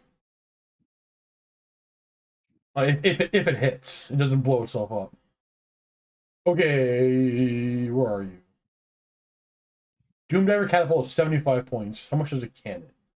A Catapult. A Catapult is 85 points. It's actually cheaper than the Rock Lobber. Is it a rare or a special choice? Rock Lobbers are special, and the Doom Divers are rare. Yeah, but rare really doesn't mean that much now that it's more based on points rather than rare slots, right? Mm. I just said that Burning Hill was eradicated. Oh, sorry, Flammable Hero. You are right. You did actually just say that. I didn't process that correctly. I'm whatever about it. Strength 5 sound pretty okay to me, but I haven't played it, so. Yeah, it's not like Cav is being used in great deal, and most Cav is relatively cheap, other than Elven Cav.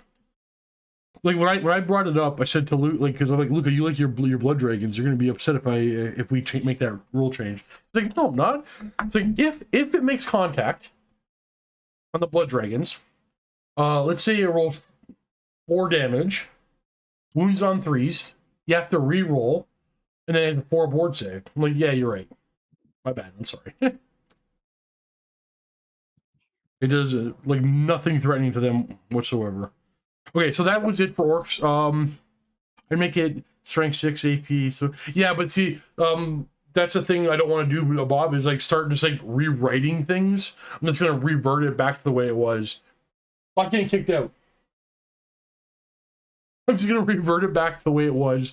Instead of like it ignored armor forever, and now it doesn't. So before we get on to the undead stuff, there's one more thing that bothered me forever, but I kind of moved past it, and Luke is the one who brought it up. He's like, one more change he wants to do is remove, and like we're like whether you guys agree with it or not, this one we're gonna do because we don't care. We're gonna remove the rare restriction. What? So basically, you can't have duplicate rares, which for many armies doesn't matter. But for armies like the Lizardmen, which are coming out, you only have 1 Stegodon, and if you have a skink hero on a Stegodon as a hero slot, and as a bring a Stegodon as a rare slot, they both count as rare. You can't do that. You can only have 1 Stegodon in your army, no matter what, in Matthias's ruling. Seriously? Yeah. Same as like if you play High Elves and you want to bring a Frost Heart Phoenix in a rare slot, and then you want to bring a Anointed and put him on a Frost Heart, you can't do that because there's already a Frost Heart in a rare and they can't be duplicated. We are just taking that rule out of it. It's overly restrictive. We're going to make the list the way we want to make our list. I'm all for options, yes. Yeah, I'm all for, like, the mounts counting as the rare choice doesn't make any sense to me. It's obviously in the hero or lord choice. Like, that's just where it should be. Don't feel like it needs that extra restriction of, oh, can't bring the rare choice. Like, maybe 2 Frost Hearts is a bit meh, but it's whatever. They're expensive. So. Well, see, the thing about the 2 Frost Hearts, like, 1, I don't even own 2. I personally never would have done that.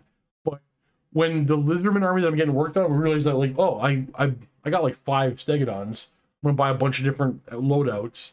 And I used to bring 2 every now and then, but they were both rare. They weren't. I didn't bring any characters. I spent 500 points on rare Stegodons, 2 of them.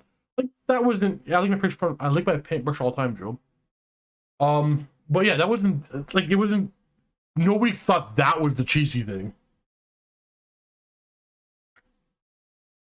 Yeah, no, that's The orcs and goblins, to go back real quick. Do you think the war chanter's too good? I can entertain and understand the argument for it. Is it too good? Considering It doesn't work. Maybe it's the points. I don't know. It's cool and it needs it. I'm just, man, I've seen it, just kick so remember much. it only works for basic orcs. It doesn't work for black orcs. It doesn't work for savage orcs. And considering that's the only thing that makes them still not even good, I think they're okay. I'm willing to admit that I'm biased on it. But yeah, I don't think there's a problem with them. I think they're good. I think you're taking a mediocre combat unit, spending 100 points on a character to make them reroll ones that hit into a wound, and that character is at risk of dying whenever he's in combat. Remember, that character's only toughness 4 with 2 wounds. What is it? That's that. Wait, War Chanter is that? What does that do again? I've never heard of a War Chanter before.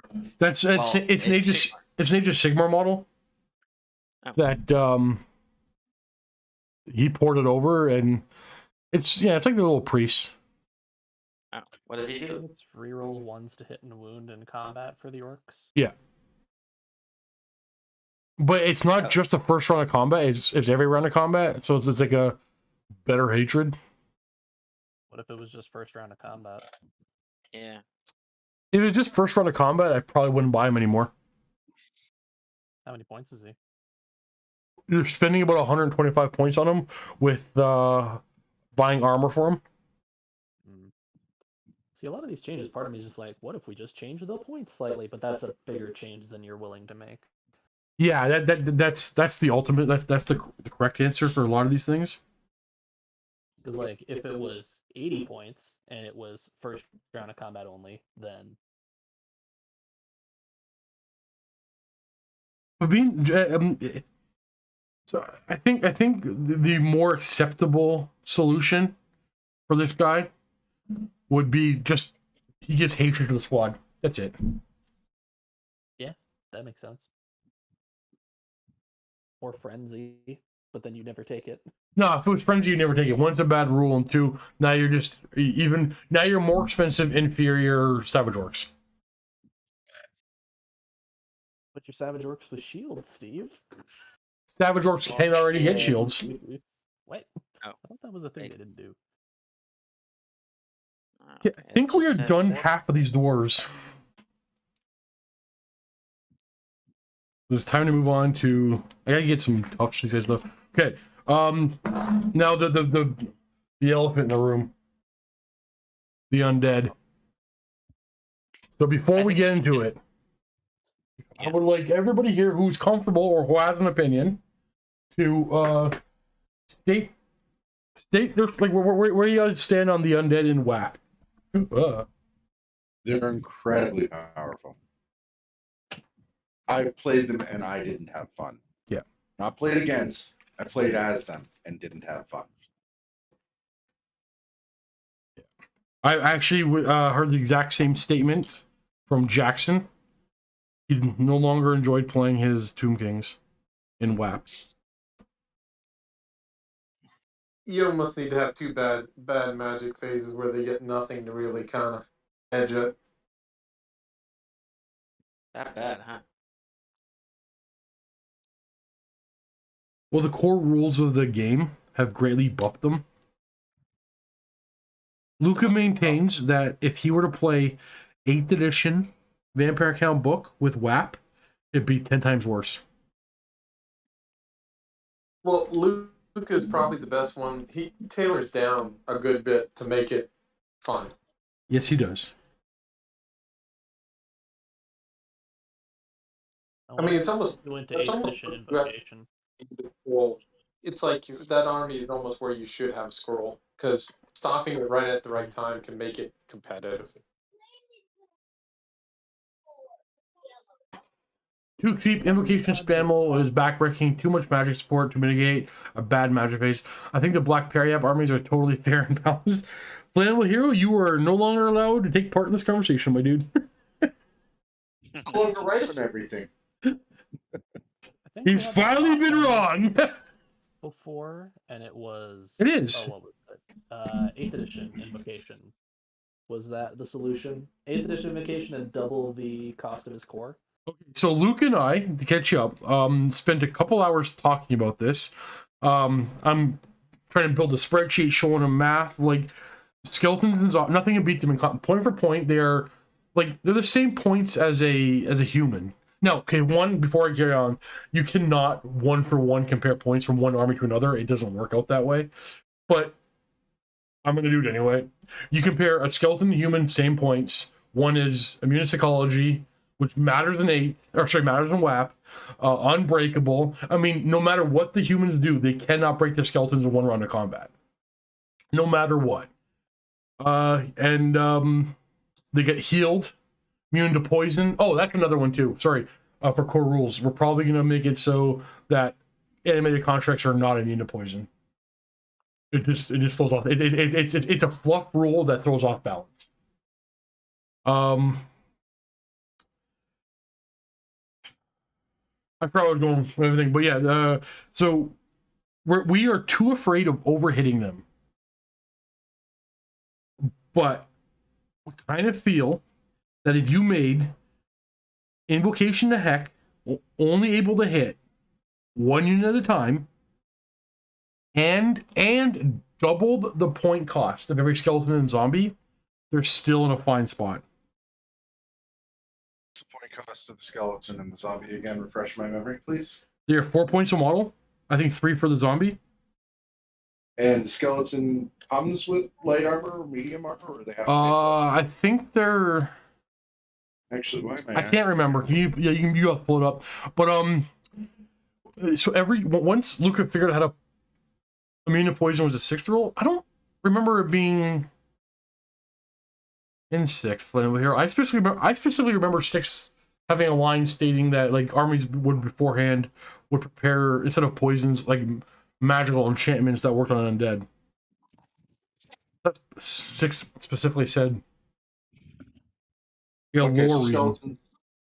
skeletons are 4 points, zombies are 3. Skeletons come with hand weapon shield, zombies come with hand weapons only. They can be given medium armor to make them 6 points per model. So that's 6 points for hand weapon shield and medium armor. We're probably going to disallow skeletons from buying medium armor as well. You're going to take that away? Probably. Like they got way too much going for them. Nothing can kill them. I can see where you're going with that. Oh, hold on. Let me add more. Because what we learned was they're so freaking cheap that no matter what, nothing kills them in one round, and then they're flanked by the next unit of skeletons. There are so many games where it's like, well, I guess I can't move forward. There's too many units of undead coming at me. Undead and WAP are putting more models on the table than everybody else, even the hordes. It makes no sense.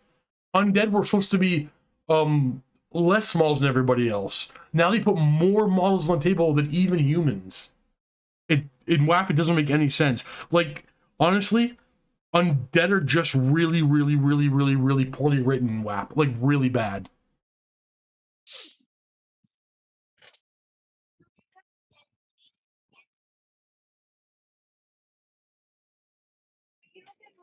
And don't disagree with me. Push back if you disagree.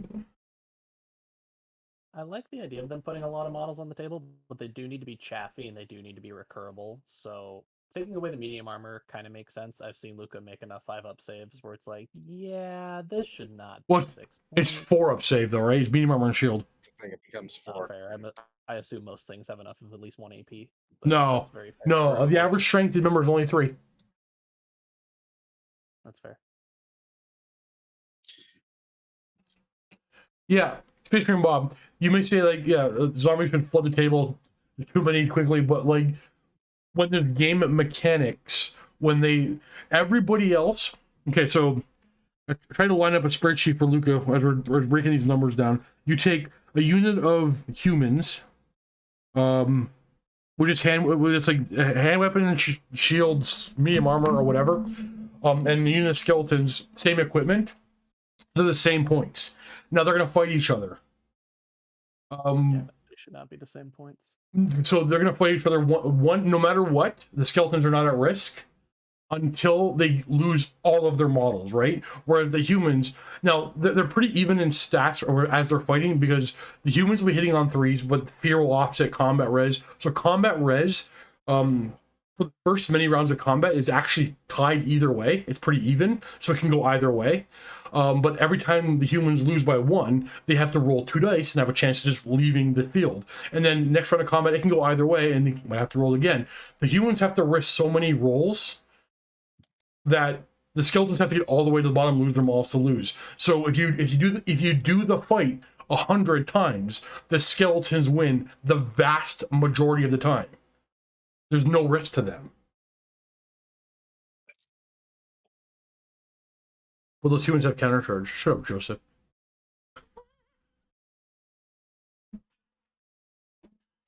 You can't counter the broken rule of one army with the broken rule of another army.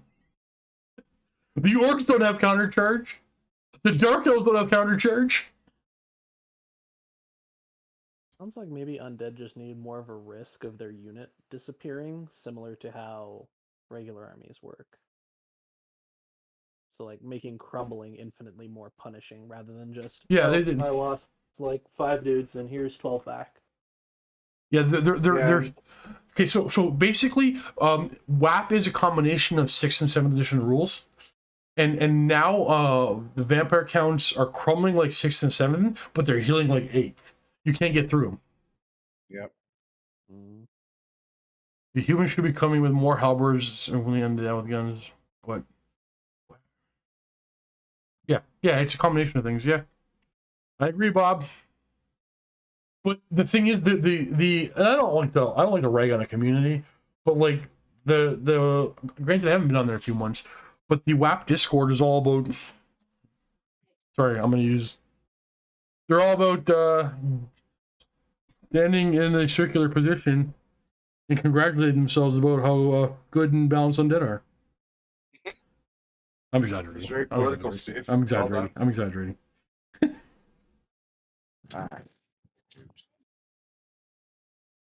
That's not accurate. I was just making a joke, everybody. I don't want any negative.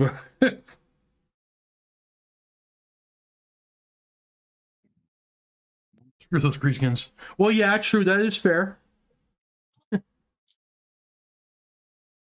Yeah. So, we don't think there is a simple solution to the undead. So we have kind of said, you know what? They're out. They're not part of the game. I think that's the only solution for us. What's the freshly raised? Like they crumble more? What's the newly dead? 1 more. Zombies get 2d6 plus wizard level instead of d6. Oof. And they crumble plus 1, like 1 more, which is already shown to be a nothing thing because we're seeing zombies regularly crumble 0 because of BSBs and stuff. That can easily be offset by a BSB. Yeah. Because 2d6, I mean, how many wounds can you possibly do? Maybe if you had a chance to crumble every round, maybe a d6 or something, that might equal it out, or d3. So I think where we're kind of at is, we don't have the time to rewrite these rules. So the only option to us is to say, hey, they're overpowered, they're broken. We're just not going to be. We can't use them.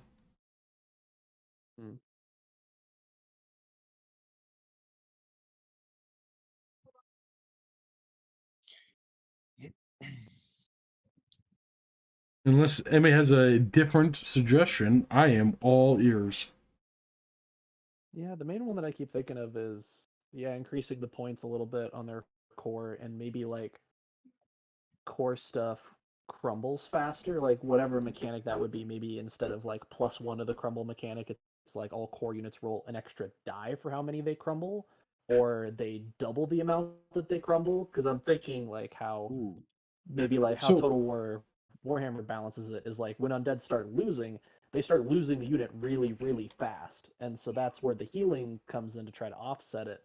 But in the tabletop, you have like 2 turns max to try to crumble a unit. Otherwise, you've lost the advantage of like actually getting into that fight.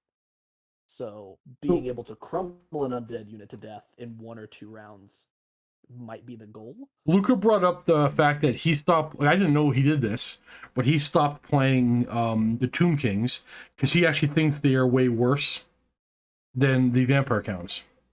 Really? His analogy was the vampire counts are marching at you with an infinite amount of units, and there's nothing you can do. You can't charge them. You can't get away. They're going to get to you.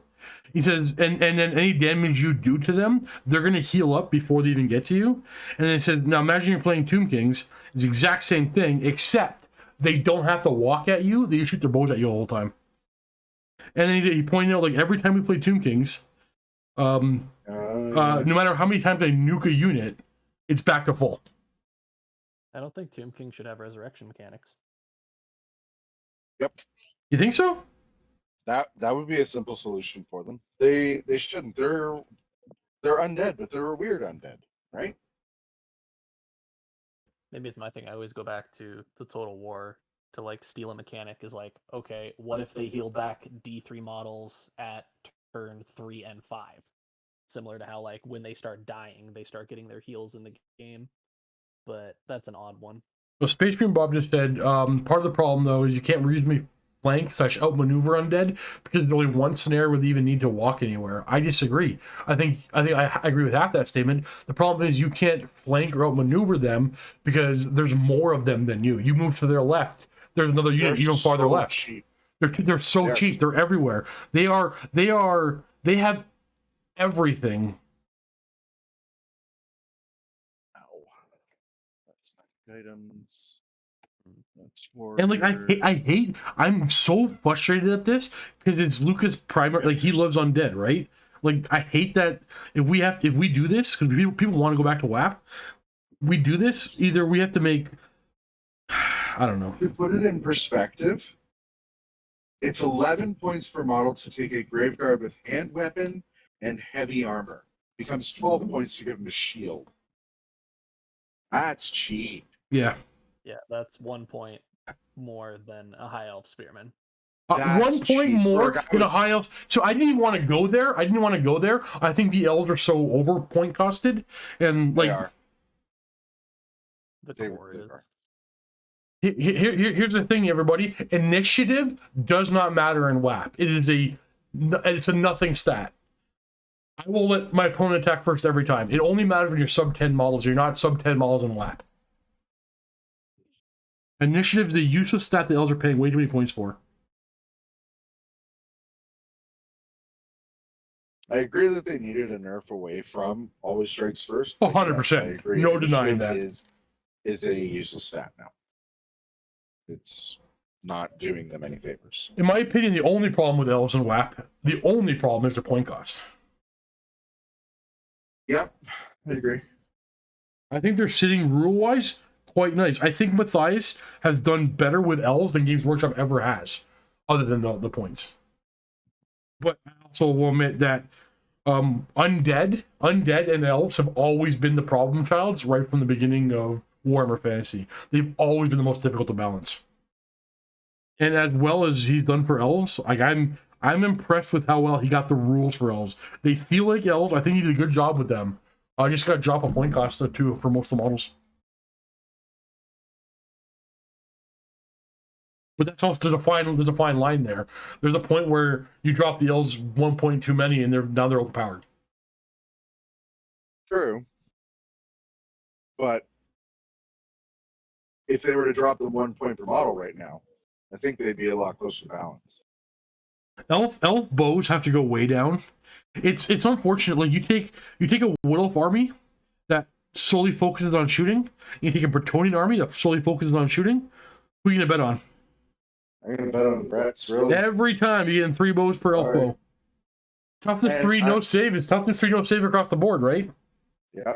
And I'm sorry, I had somebody in my local group argue with me that Dark Elf crossbowmen are a superior missile unit to choose. And I'm like, no, they're not. To what? Superior to what? At least Superior with to, crossbow, like- you take medium armor and shield. Great, they can take medium armor and shield. However, Dark Elf crossbowmen are 14 points a model with a shield. Like they're expensive. So that gives them a, what, 3 of saving and shooting? Shooting. What's that, sorry? You are 3 up save against shooting at that point, though. So, like, You yeah, are. maybe 1 or 2 points cheaper. I could see that. But that is a Yeah. pretty good shooting. Do they have move or fire? They No. have move or no, they can move and fire. Yeah. Okay. And they have double shot. Dark Elf Dark Elf crossbows are the only infantry bows only elven infantry bows that I think that are arguably worth it. Arguably, I'm not saying they are. Arguably worth Oh, I it. agree that they're worth it, but they're still expensive. Time to balance I service. had an okay time with Seaguard for High Elves, just because the shield becoming that 3+ save against enemy shooting just meant you could kind of outvalue them over time, but it was also just to get that minimum core so that I No. could max out Swordmasters. Look at exactly. Look at the point cost you're gonna spend on the Sea Guard. I've had 500 point core units with them. Yeah. Oh, I just I did played- cheap little 10-man blocks, just 2x5s. I had a friend who did a 10x4 of Seaguard. And they never moved. Yeah. And they would point at a unit of mine and be like, that dies this turn. I'd be like, yes, it does. Because there's 120 shots coming down range. All I'm hearing is you need to play Ravening Hordes with WAP rules. Ooh. All joking aside, Flammable Hero? That's actually a little interesting.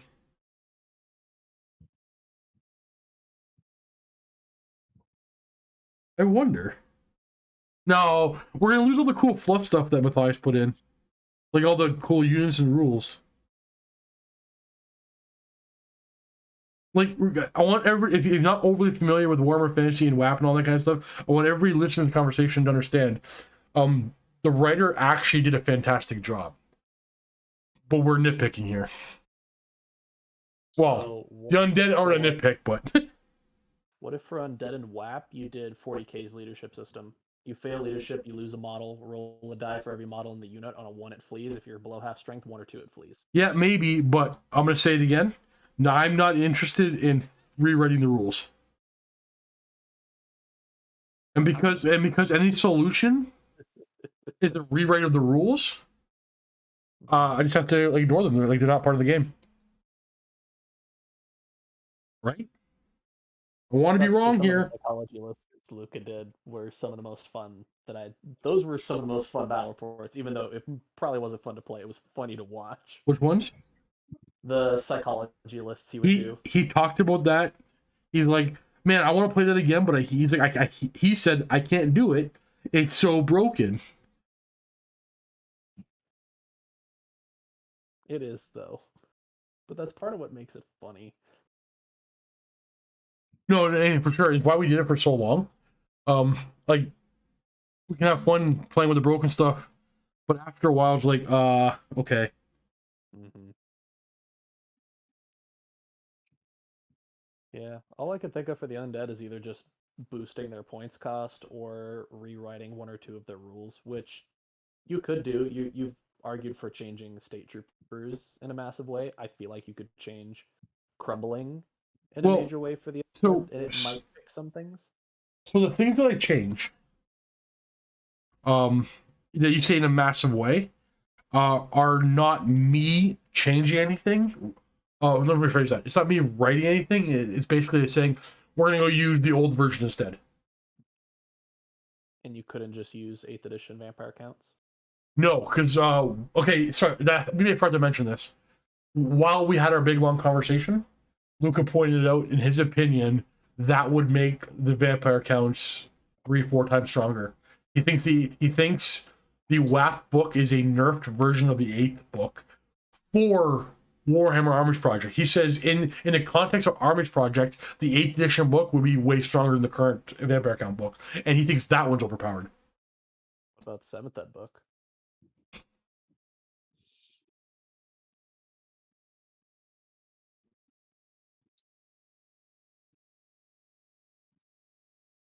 Oh yeah, and we're also going to disallow.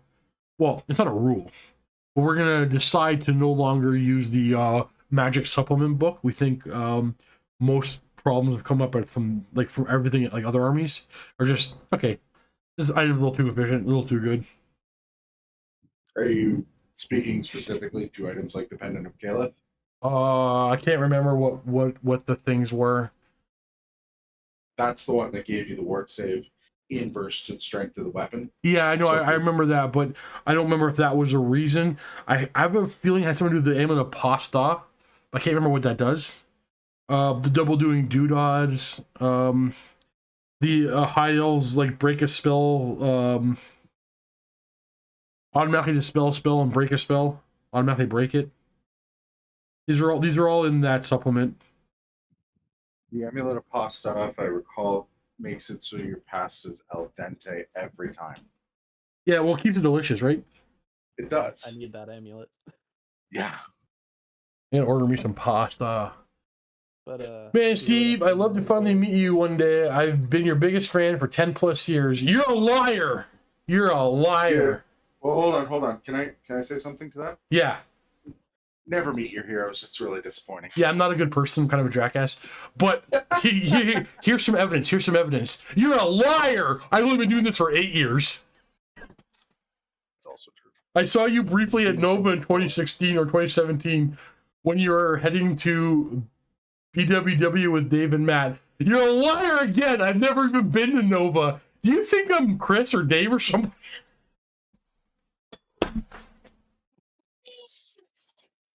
I'm not Dave.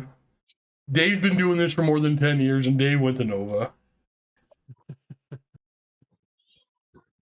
Way to make me feel like a big man, though.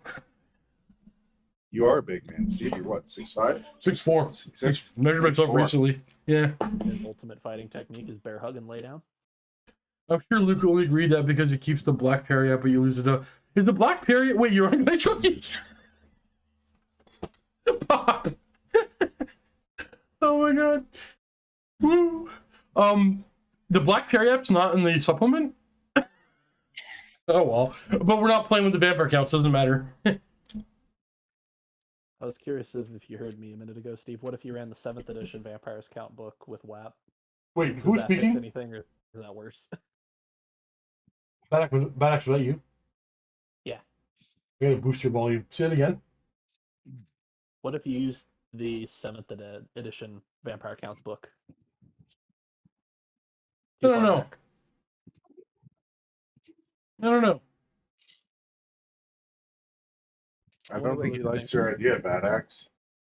I don't know. I'm thinking, well, because I think all this is like more of a hopeful or wishful thinking that they just get redone. Like if they were on the road to like we're getting around to like rewriting the undead or something like that, we would just leave them in and let them be overpowered and run through every now and then. We wouldn't care. It was when we saw like the here's the things they're working on, here's what's coming up in the future, and like they weren't. It was just new fringe books.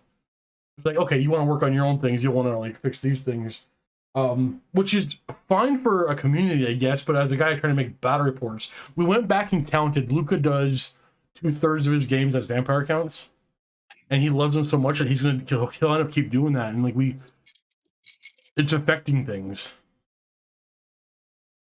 When a battle report is one player going, I can't move forward, there's no more room to move back, there's no spells worth casting because any damage I'll do to you is heal. It's like, okay, we've done this already.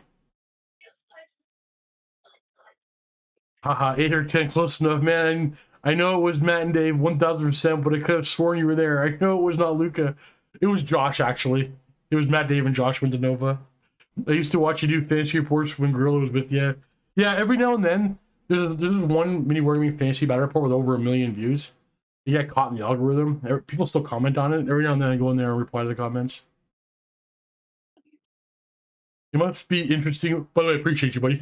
It must be interesting being the position where we have so many armies and opportunities to play all these armies and be able to yeah, well, I mean, I don't know if you're being sarcastic or not.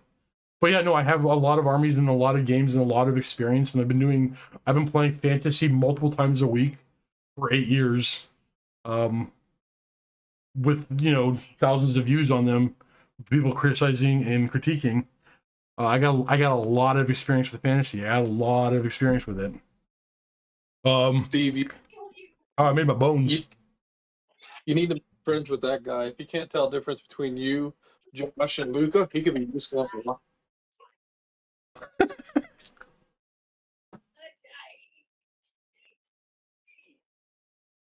It's probably Josh, because definitely Josh. One, he was there, and to this day, we're going to watch. We have to reply to comments every now and then on mini wargaming, and like in one of Josh's videos, people will say Steve, and in my videos, people say Josh. It's like, I don't know. A couple of bearded Canadians, we're all the same. I'm just starting with fantasy again. What edition book should I pick? Well, I would recommend the Warhammer Armies Project, the one that we're bitching about right now. Everything's free. It's actually, as far as core rules go, it's by far and away the best. There's not even a close second. It is the best core rule set. And you can have fun. You can have fun with all of it. Even if your main opponent is undead, you can have fun. You have to somebody's mic is hot and I can hear kids. I don't really care, but I'm also worried that, like, as long as you know. Yeah, I know. Okay. You're going to bed soon. So yeah, no, I recommend WAP to be your first edition. It is the most coherent, concise, understandable, and balanced edition it's ever been. And I'm going to point out for our criticism, my main opponent, his favorite army, is the one that he no longer has fun playing with because it's too powerful. Wait, you guys don't hate subscribe to this channel too? Well, I mean, it's a good half my audience at least for Little Hero. It's probably more, but I like to keep it down to a half.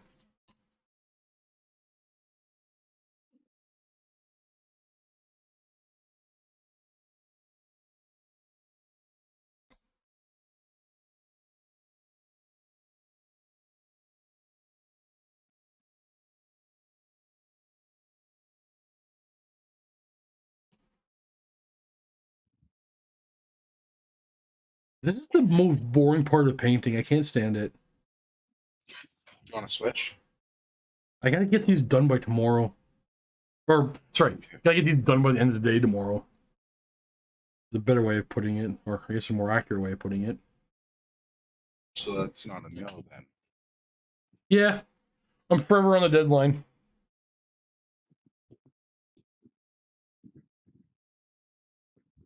Merlin. You stay positive, buddy. You stay positive.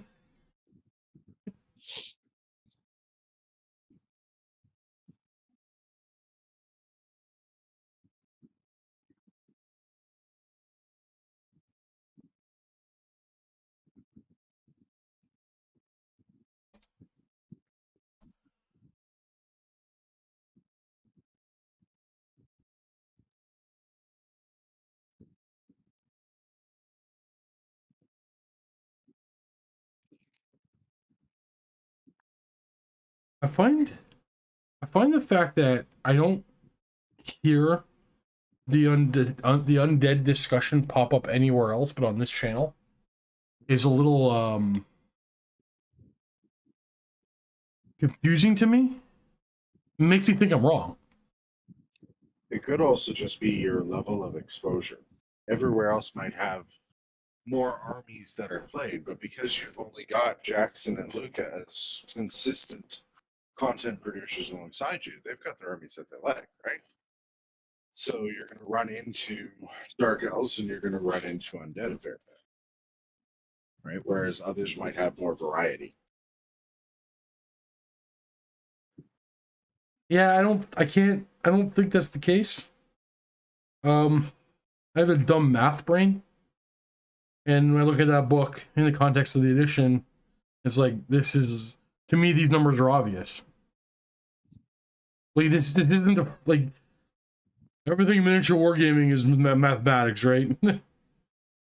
No, it's not. Yes, it is. All the plastic toys. Doing their maths. Don't ruin this for me, Steven. I know, but unfortunately, this is the way, it sucks. It does, but I know what you mean. Because I know, because like I've had these weird. I'm not gonna say I always know right first before everybody else, but I've had these weird things throughout the years where I'm like, hey, internet's complaining about this thing, and like they're talking about how crazy overpowered this thing is, but this is gonna be the thing. Like nobody's looking at this yet, and I just keep. I don't know. I don't know if it's a good thing or a bad thing that I see them. Like there was the very first one. It was a very heated debate. At many wargaming years ago, when the new it was the 7th edition Eldar book came out, and there was this Wave Serpent spam thing that was a problem. And the new book came out, and they're like, "Oh, it's way worse. They buffed them. It's gonna be way worse because they still do the exact same thing, but they do other things better." I'm like, no. The scatter bikes are gonna be the thing people spam. It was a huge, it got recorded too. So many of you might know what I'm talking about. You've seen videos way back in the day. There was a huge thing like, no, you're barely even see Wave Serpents anymore. And Scatterbike spam. Because, easy.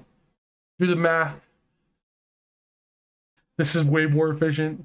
And efficiency is all that matters. When you're talking competitive. So you're starting to sound like my competitive buddy in town. Efficiency is all that matters. Why would you ever take this unit? Why not just buy 50 of these models? I'm like, no. Yeah, but I think in my opinion, whenever having these conversations, we're not talking about a fun, fluffy thing where, yeah, I hate casuals. No, but I mean, whenever you're having the conversation, in my opinion, or maybe it's just me, you're only having it from a competitive standpoint. We're not going to sit around and talk about how to make a narrative list. Or if we do, it takes 2 seconds to have that conversation. When we start debating about the good and bad of something, it's because whether you want to admit it or not, we're talking about things in a competitive sense. You're not wrong. That's fair. People rarely am, Todd. Rarely am. Must be hard being you, Steve. Must be hard. Is it lonely on that pedestal, Steve? Oh no! I gotta look down, see the rest of you, and feel good. Never have to make that climb. I was born up here. You remember I'm French, right? Like we like taking over and toppling our stuff. Yeah, but you're also French, and I'm not overly worried about the competency. We're talking about efficiency here. Now, I want to be clear for everybody watching this who doesn't understand this. He's French-Canadian. You're allowed to hate them. No, I'm not. He's French-Canadian. You're allowed to hate them. I'm not trying to remind you, but I just did.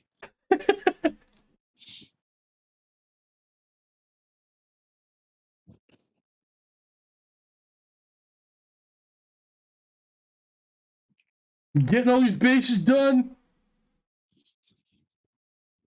You're doing it, Steve. You're doing it. I'm doing it. I'm getting them. If I get all the base coats on these guys before I go to bed tonight, that's my only goal. I mean, it's 2 o'clock in the morning for me already. So. It's like 8 p.m. for me. I got a few hours left. I guess I have as many hours as I need, I guess. I'm almost finished painting up the Celestial Hurricane. Ooh, I gotta give me one of those. Balls! I forgot to mail something. Oh well. You had mentioned that you're the Empire guy. What's your Empire army consist of? So, caveat, I play Empire in the 9th age.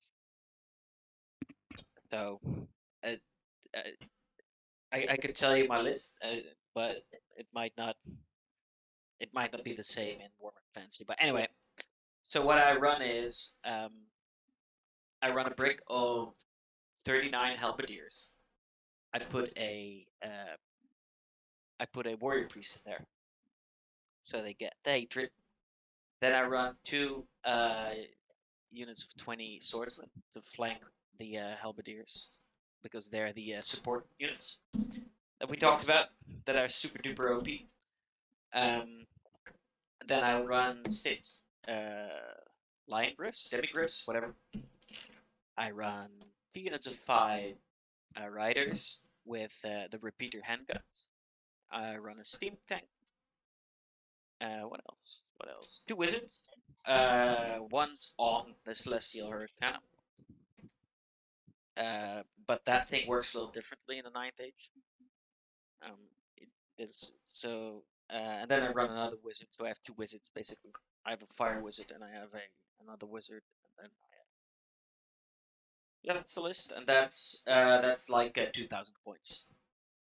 Like that would be 2,000 points in fantasy.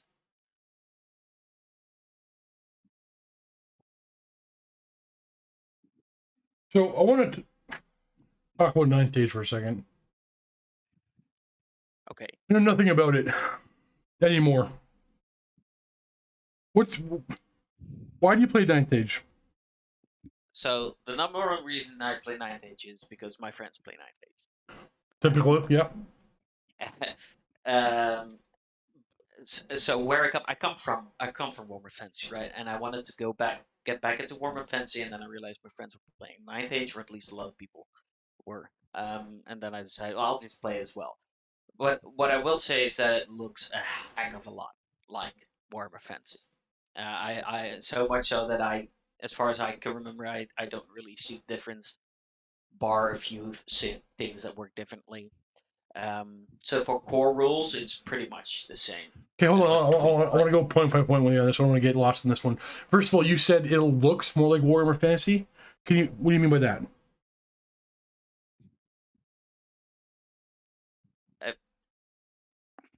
It looks more like Warhammer Fantasy. I said it looks like Warhammer Fantasy. It feels like Warhammer Fantasy.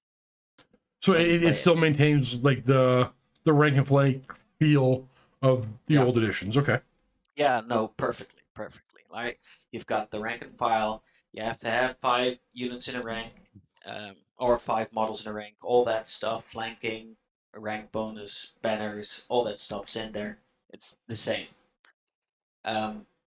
That's why I said, like, for core rules wise, it's Warhammer Fantasy that you're playing. Almost identical. Tweaked here and there for more balance, I'd say.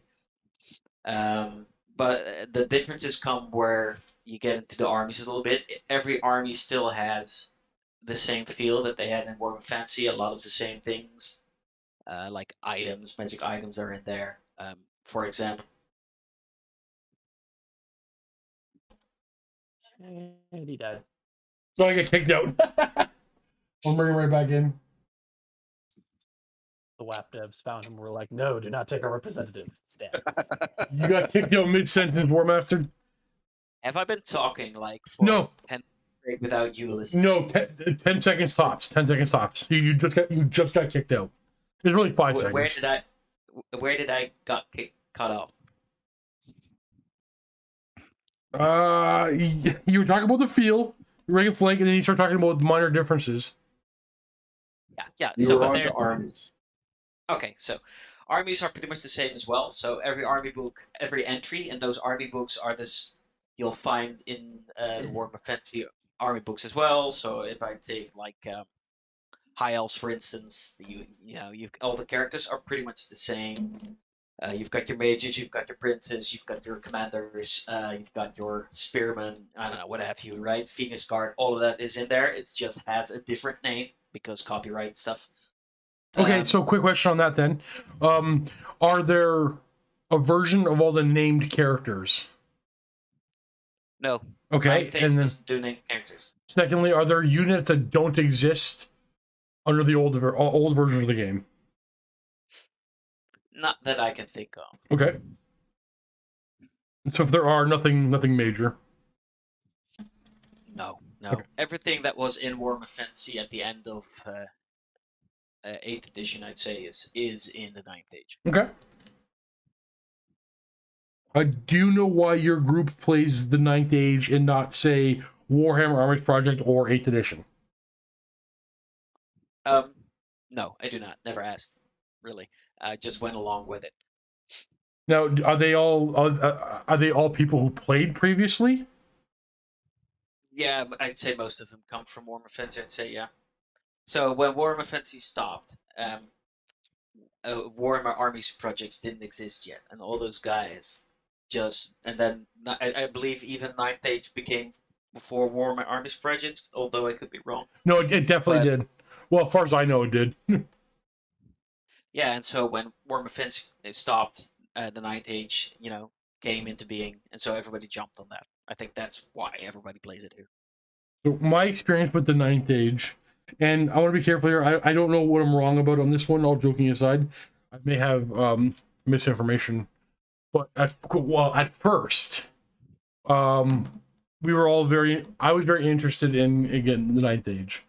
And as I'm trying to make battle reports for it, the turnaround time from recording to upload wasn't that, it was a couple of days at most. A week, worst case scenario. That's how tight we ran back then. But by the time I recorded a video, they would post changes. Like, so by the time I edited and uploaded, they would post changes, and the whole battle report became invalid. It changed so rapidly, so fast, I couldn't keep up. I was like, okay, we're done. We can't do this. We went back to the 8th edition. And then... I've heard... Go ahead. I'm sorry, go on. Oh, I was gonna say, I've heard you say that before, but if that was the case back when you were playing it, it certainly isn't the case now. It's like a yearly errata. Right, okay. Yeah, no, that makes sense. I'm trying to explain why I've been so soured on the whole thing. Because that was an unfortunate thing for me. And again, I don't blame any one person for that, but back then there were just too many cooks in the kitchen, I believe. That might very well be so. Yeah. I don't know, maybe in that case, but it just changed too much. And then a few years ago, I was looking at it again, and this is where I don't want to say anything inaccurate, so by all means, please correct me if what I'm about to say is inaccurate.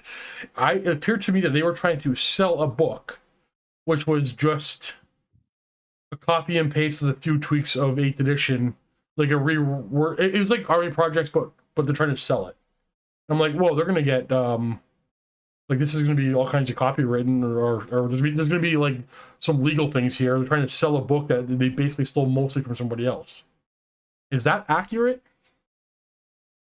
I couldn't say. I mean, I know that you can buy the books printed out, but it's not from an official the 9th Age source. So everything they have, you can freely download from the website. So you can just play it for free. You don't have to pay for anything. Well, you have to get the miniatures, but everything else is completely free. Yeah. Now they do try to sell some stuff, like they are in the process of making their own start collecting boxes, but that's from second party things. With miniatures? Yes. Interesting. And so, but everything from the core rulebook to all the army books, you can just go to the 9thage.com and you can just download it. Do they have any pictures or concepts of what these malls might look like? Because the malls are good, I can get behind it. What you mean? What they're making of the box starting set? You mean? Yeah. Yeah, I could link you to it. Yeah, I would love to see that.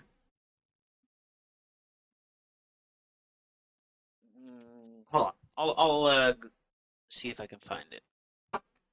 But I really like the game to round out the story.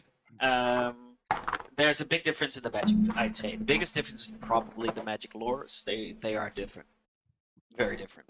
I'd say Magic is less of a is less powerful in the Ninth Age than it is in Warhammer. It's less likely to straight up win you a game, although it can certainly swing a battle from time to time That's a good thing. at the right moment. You don't have the crazy. You don't have the crazy miscasts. You also don't have irresistible force. You just yeah. So there's that. That's probably one of the biggest differences that's in the game. Also, it uses a card, a deck.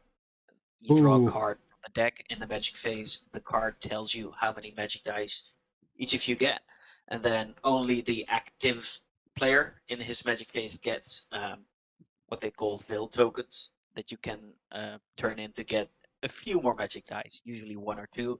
So usually you have one or two more magic dice than your opponent, and that and that all comes down to probably you can reliably get one spell off each turn. That's probably what it comes down to. 1 to 2 or 3 if you're lucky, right? Depending dice rolls. So Magic is much more timid. It's much more based around augmenting units rather than dealing straight up big damage. It's probably for the better, for the best. Yeah, though definitely damage dealing is in there. There's the lore of fire, and there are a bunch of other lores that have damage spells smattered in there here and there. But it definitely doesn't feel like I remember 8th edition Magic used to feel, where you could just fire off like a big vortex or Yeah, whatever. and eighth just edition, annihilate Magic entire was army. way was too strong. Cotton says, "What do you like playing best as far as balance? 7th is my fave. I have not been able to play 9th or the other you mentioned. I think my favorite edition is 7th edition. I had the most fun with 7th, but I think Warhammer Armies Project is the most balanced. But I have not played 9th Age in many years, so I can't speak to where that sits in the hierarchy of fun and balance."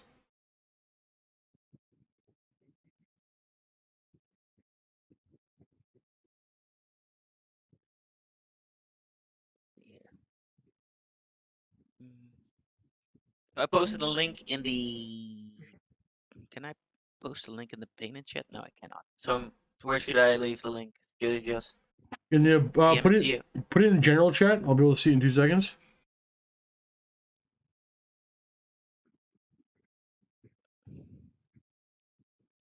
Oh, you know what? Parking lot guy was back apparently. I meant to go. Seriously? Yeah, I meant to go to the studio and. That's still going on. Yeah, it wasn't. Like I haven't. I got a message saying parking lot guy was back. I haven't officially seen that to be true. Parking lot guy.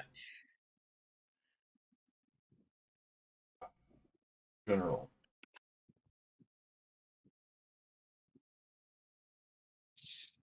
Look at some of these miniatures. This is.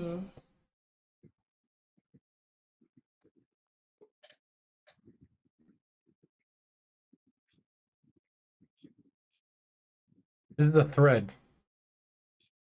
Are there any miniatures ready to be seen? Wait, Are there they- is, right? Oh wait, Oh, wait, wait. wait. You can Is- click on this link, the Frumius Fantastical Foundry, and then you can click on. Once you get to that side, the 9th Age compatible starter box. And then you get. Is this the only thing out right now? Yeah. I feel like. I mean, I haven't seen anything else. Yeah, I mean, I'll start somewhere. I mean, it's a place to start from. Most of the people just get their miniatures from, you know, My Miniatures Factory, stuff like that. I love that website. Yeah, it's a good site. And most people I know use their old Warhammer Fantasy miniatures anyway. Right, yeah. You know what I can't find? 28 mil. Like I want movement traits for these guys, but I can't. Like even on my mini factory, they don't exist. Print them out. Do you Make know them there's, yourself. there's I don't know how to make files. Okay. Okay, so I'm gonna tell you something. Go to crap. Now I forgot. Tinkercad. Tinkercad? Tinkercad.com. It's like a 3D designer site that's free. You can design 3D stuff there for free. Now, you could just make a square, right? If you could, you can make a square, a flat square. That's your movement 3.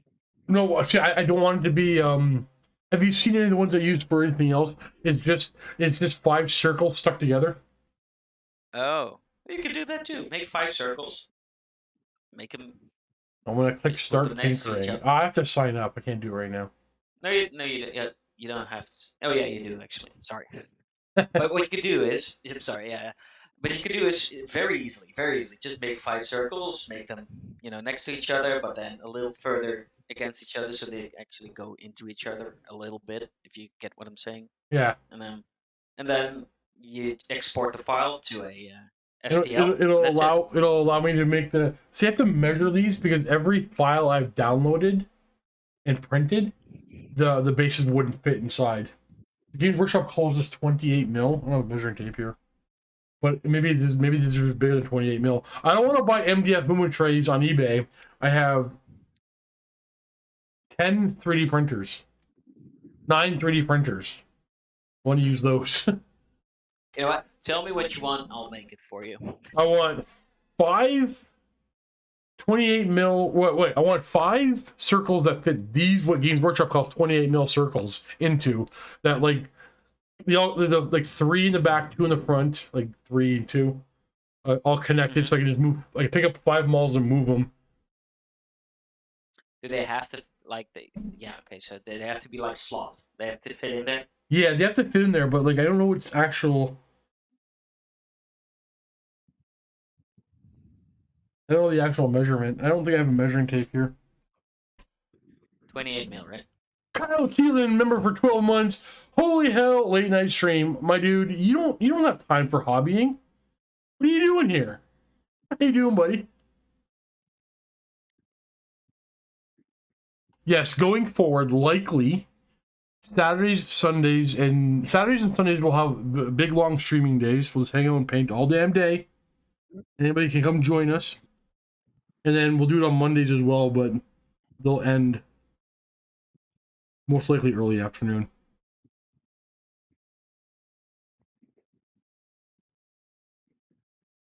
We were talking just WAP. You missed the big WAP conversation, Kyle. We're going back to WAP. We're getting deep and wet, boys. I keep forgetting that doesn't mean the same to everybody.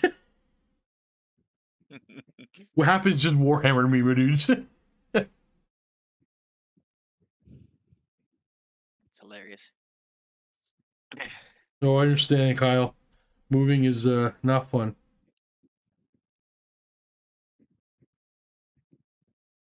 Oh, I am kind of tired. I gotta run though. Bye, everyone. All right, dude, you're out. Have a good one. Talk to you all later. See you, dude. Have a good night. I think I'm gonna end it here because I was messenger. Which is Kyle? It is Kyle. You have a view? Y'all take it easy. Yeah, we're done here anyway. I'm gonna chop a bunch of this up and I'll have to record the review for this. Yeah, I'm gonna start editing and start uploading some stuff on the second YouTube channel. I'll start putting these things in there. So let's turn the cameras off. I will be back tomorrow doing this when I wake up. Have a good night, everybody. See y'all tomorrow. Bye-bye.